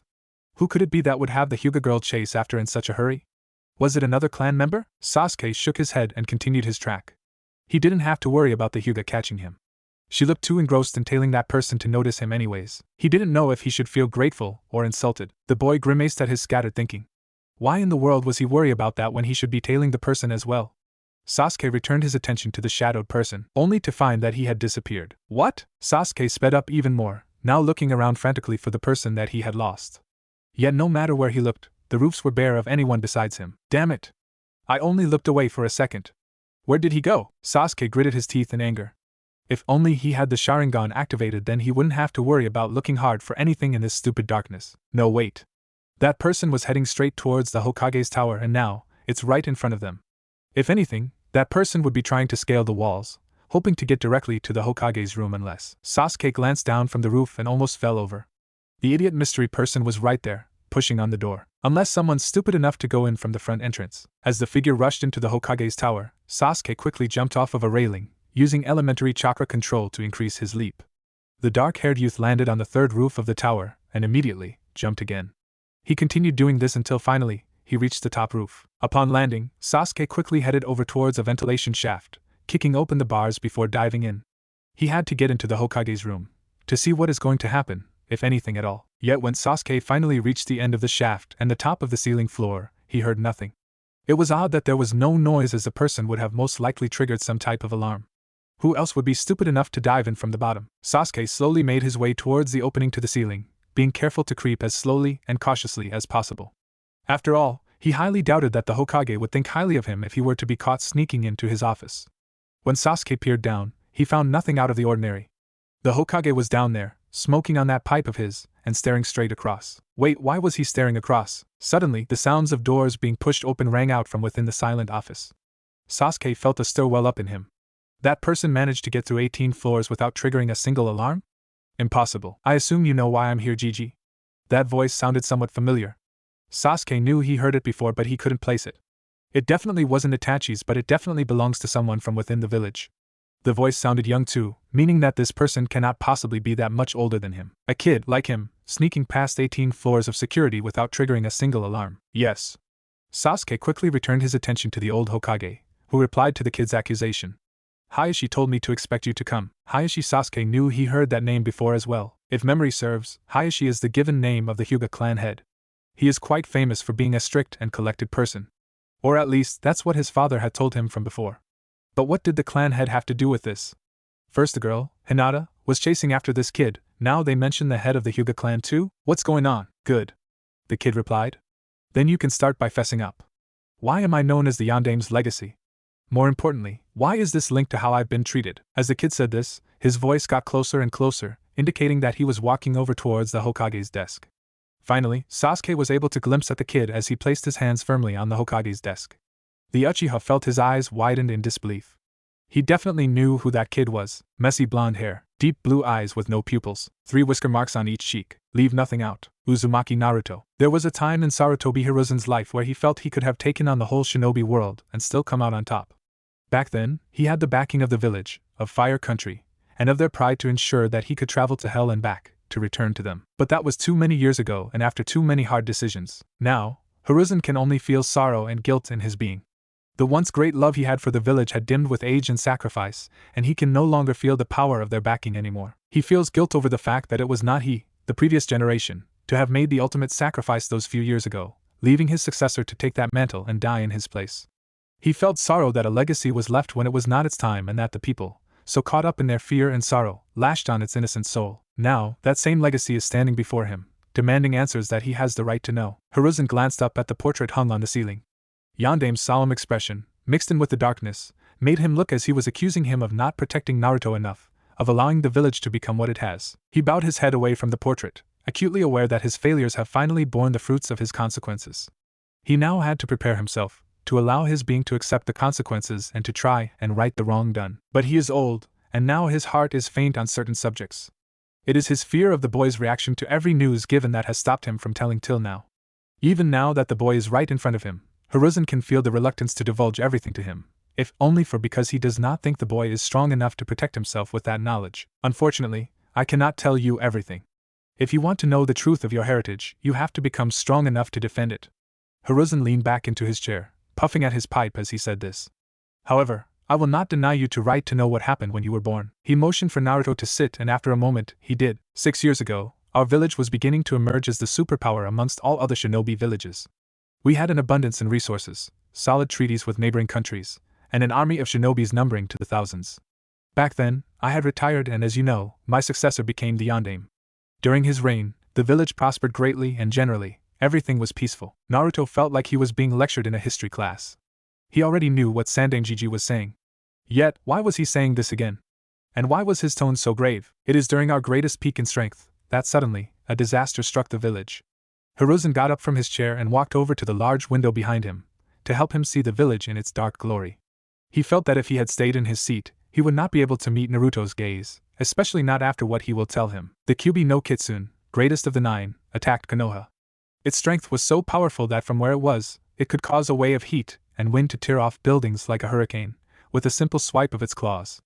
Thousands of brave shinobis went to meet the demon head-on, stalling its rampage as best they could. Sarutobi closed his eyes in sorrow. Many of them perished before the demon's rage. The death toll kept mounting until finally, the Yandame managed to prepare his method for defeating the Bija. With the strength of his chakra and a pact with the Shinigami, he managed to defeat the Kyuubi at the cost of his life. Will you quit it already? Naruto stood up impatiently and banged his fist onto the desk in anger. I already know all of this. What I don't know is what does this all have to do with me? Hiruzen took the pipe from his mouth and exhaled, breathing out a steady cloud of smoke. He then replied slowly, almost reluctantly. The tale of the Yandame killing the Kyuubi was a lie. Whatever anger that was still in Naruto suddenly flowed out in shock. It was a lie? Does that mean that the Yandame was not as great a hero as everyone made him out to be?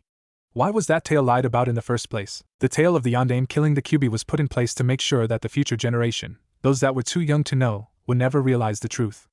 I even decreed that speaking of the truth was an S-class felony with execution as the consequence. Why would the old man go to such lengths to protect this secret? Why? The truth is, the Yandame did not have the strength to kill the Kyuubi. There is no possible way for anyone to be able to kill a Bija, for they are a representation of the world and its chaotic elements. So, he devised another way to defeat the demon. The Yandame was a master of Fuinjutsu, seal techniques, and during the Kyuubi's rampage, he had been working non-stop to perfect a particular seal that he knew would be able to defeat the monster. Then, on that faithful evening, Yandame rode out atop Gamabunta's head and performed the seal. He sacrificed his own soul so that the Shinigami, an entity greater than even the earthly demons, would be able to tear out the Kyuubi's soul and chakra from its body. However, Yondaime also needed a container with which to hold that soul and chakra in. He needed a child whose umbilical cord was freshly cut and whose chakra coils were not developed. Naruto suddenly felt a sense of foreboding well up within him. His eyes were wide and his body moistened with sweat. It can't be, it's impossible. What are you saying? Hiruzen finally turned away from the window and met Naruto's fearful gaze calmly. He fully turned himself to give the boy his attention and answered. On that night, a child was born. On that night, a demon was defeated. The Yondaime could not kill the demon, so he sealed it away into a newborn child. That child was you, Naruto. You are the prison and the jailer for the most powerful bijou in existence. You are the container for the Kyuubi no Kitsune. It had almost been a week since that fateful night. Ever since then, Naruto had kept himself to his room, refusing all entries and never stepping out of those doors. The only indication that he was even alive were those moments when Hinata would bring a tray of foods, and when she returned, they would be out and empty. Naturally, Hinata and her parents were worried for him. They all had a feeling that something was wrong, that something terrible was going to happen to Naruto, yet he would refuse to allow them to see him, would ignore their attempts to talk. Through this all, Hinata herself was feeling a mixture of shock and guilt. She knew the moment when she had seen Naruto that night overlooking the village, that whatever he was doing, he had wanted no one to know. Yet she had followed because she was worried, because she was scared that he might leave them again, because she was curious and wanted to know why he was acting the way he did. Now, she cannot help but feel this profound sense of guilt that she had intruded on this personal affair. She felt terrible that a secret only Naruto had the right to know was suddenly in her knowledge. But during the first few days after the revelation, she had been in shock and horror. Everything that she had learned in the academy about the Kyuubi's defeat at the hands of the Yondaime had been fake. The Kyuubi was not dead, it was still alive in soul, and that soul was being contained by Naruto, the boy that she admired. At first she wanted to deny this fact, that the demons still lived within Naruto's body. She could not believe that a monster often tied to death and destruction would be held within the boy's body. It scared her to even think of boy and the shadow that her mind suddenly conjured behind him. She was now ashamed to admit that she became scared of Naruto. She became so insecure with herself, with her beliefs, with kindness that Naruto had given her in the past and present, that she was wondering if it had been the fox inside him playing tricks on her, that the boy was but a shell and the soul actually belonged to the demon. She began to think irrationally, figuring that the boy from her past, so cheerful and energetic with those sky-blue eyes, had been the real Naruto, and that the boy now, solemn and reserved with those dark ocean-blue eyes with no pupils, was the representation of the Kyuubi. She confronted her mother the day after she learned about Naruto and the Kyuubi, and demanded to know if Naruto was actually a demon, and that the boy she admired was nothing but an illusion.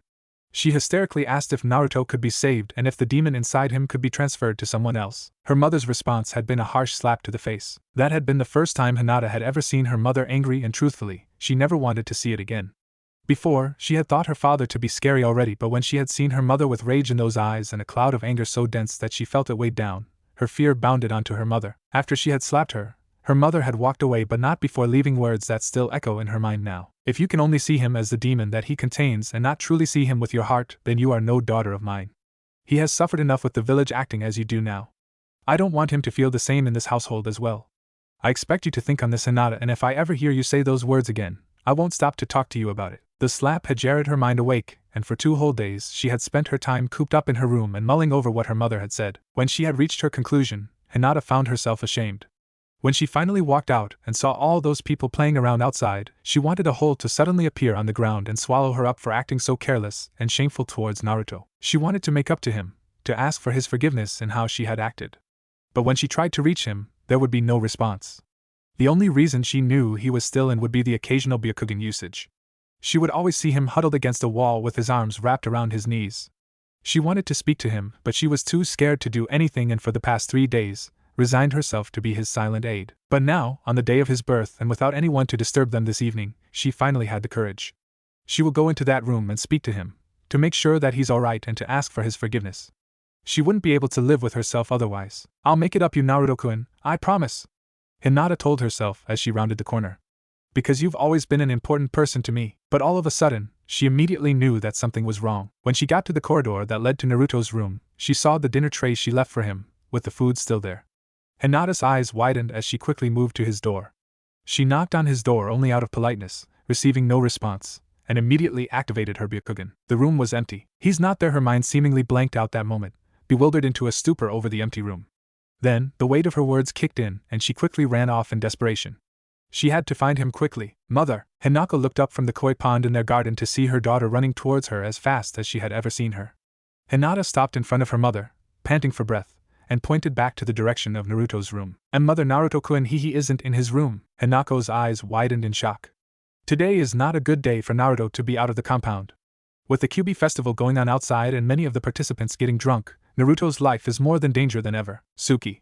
A branch member dropped from her observational point and bowed before Hanako. Get as much members as possible coming the village. I want Naruto-kun to be found and brought back to the complex unharmed. The branch member nodded and immediately disappeared to carry out her orders. Hanako turned to her daughter and nodded. Let's go. Everyone was having fun. Children were laughing and chasing each other, wearing those stupid white fox masks. Parents were busy chatting with other adults or drinking, mingling with the mass and sharing the joy. It was a beautiful night too. A perfect night for a festival. Tch, he hated it. Naruto's gaze was like that of a dead man as he walked past the booths, the children, the adults, the flow of people that blurred into useless shapes and colors. How is it possible? These people live on their lives in perfect ignorance. Or at least the children were. The adults themselves were so stupid that they allowed themselves to enjoy the festival to its greatest. They had no idea that the so-called demon was walking in their midst. They continued to indulge in their fun. They had no idea that he was feeling like this. Sorry. Some random kid had ran into him, bumping his shoulder and running off. Naruto placed his palm over the slightly throbbing area for a moment, wondering what he should do. The open palm soon closed into a tight fist. Naruto's eyes narrowed and his teeth grinded together in anger. Oh, he definitely hated their ignorance. The young blonde continued his wander, now noticing that as he got deeper and deeper through the festivities, there were less and less children, more and more adults. He suddenly felt that he stood out like a sore thumb. Naruto stopped and glanced around. Yeah, he definitely stood out and the adults knew it. He mentally cursed himself and the festival as a few guys with drinks walked up with big giant grins on their face. Well, would you look at that, Great Master Kitsune is here to grace us with his presence. Hee, yeah, and look at those eyes. Oh, scary, man, he sure gives people the chills, doesn't he? As expected of the damn monster.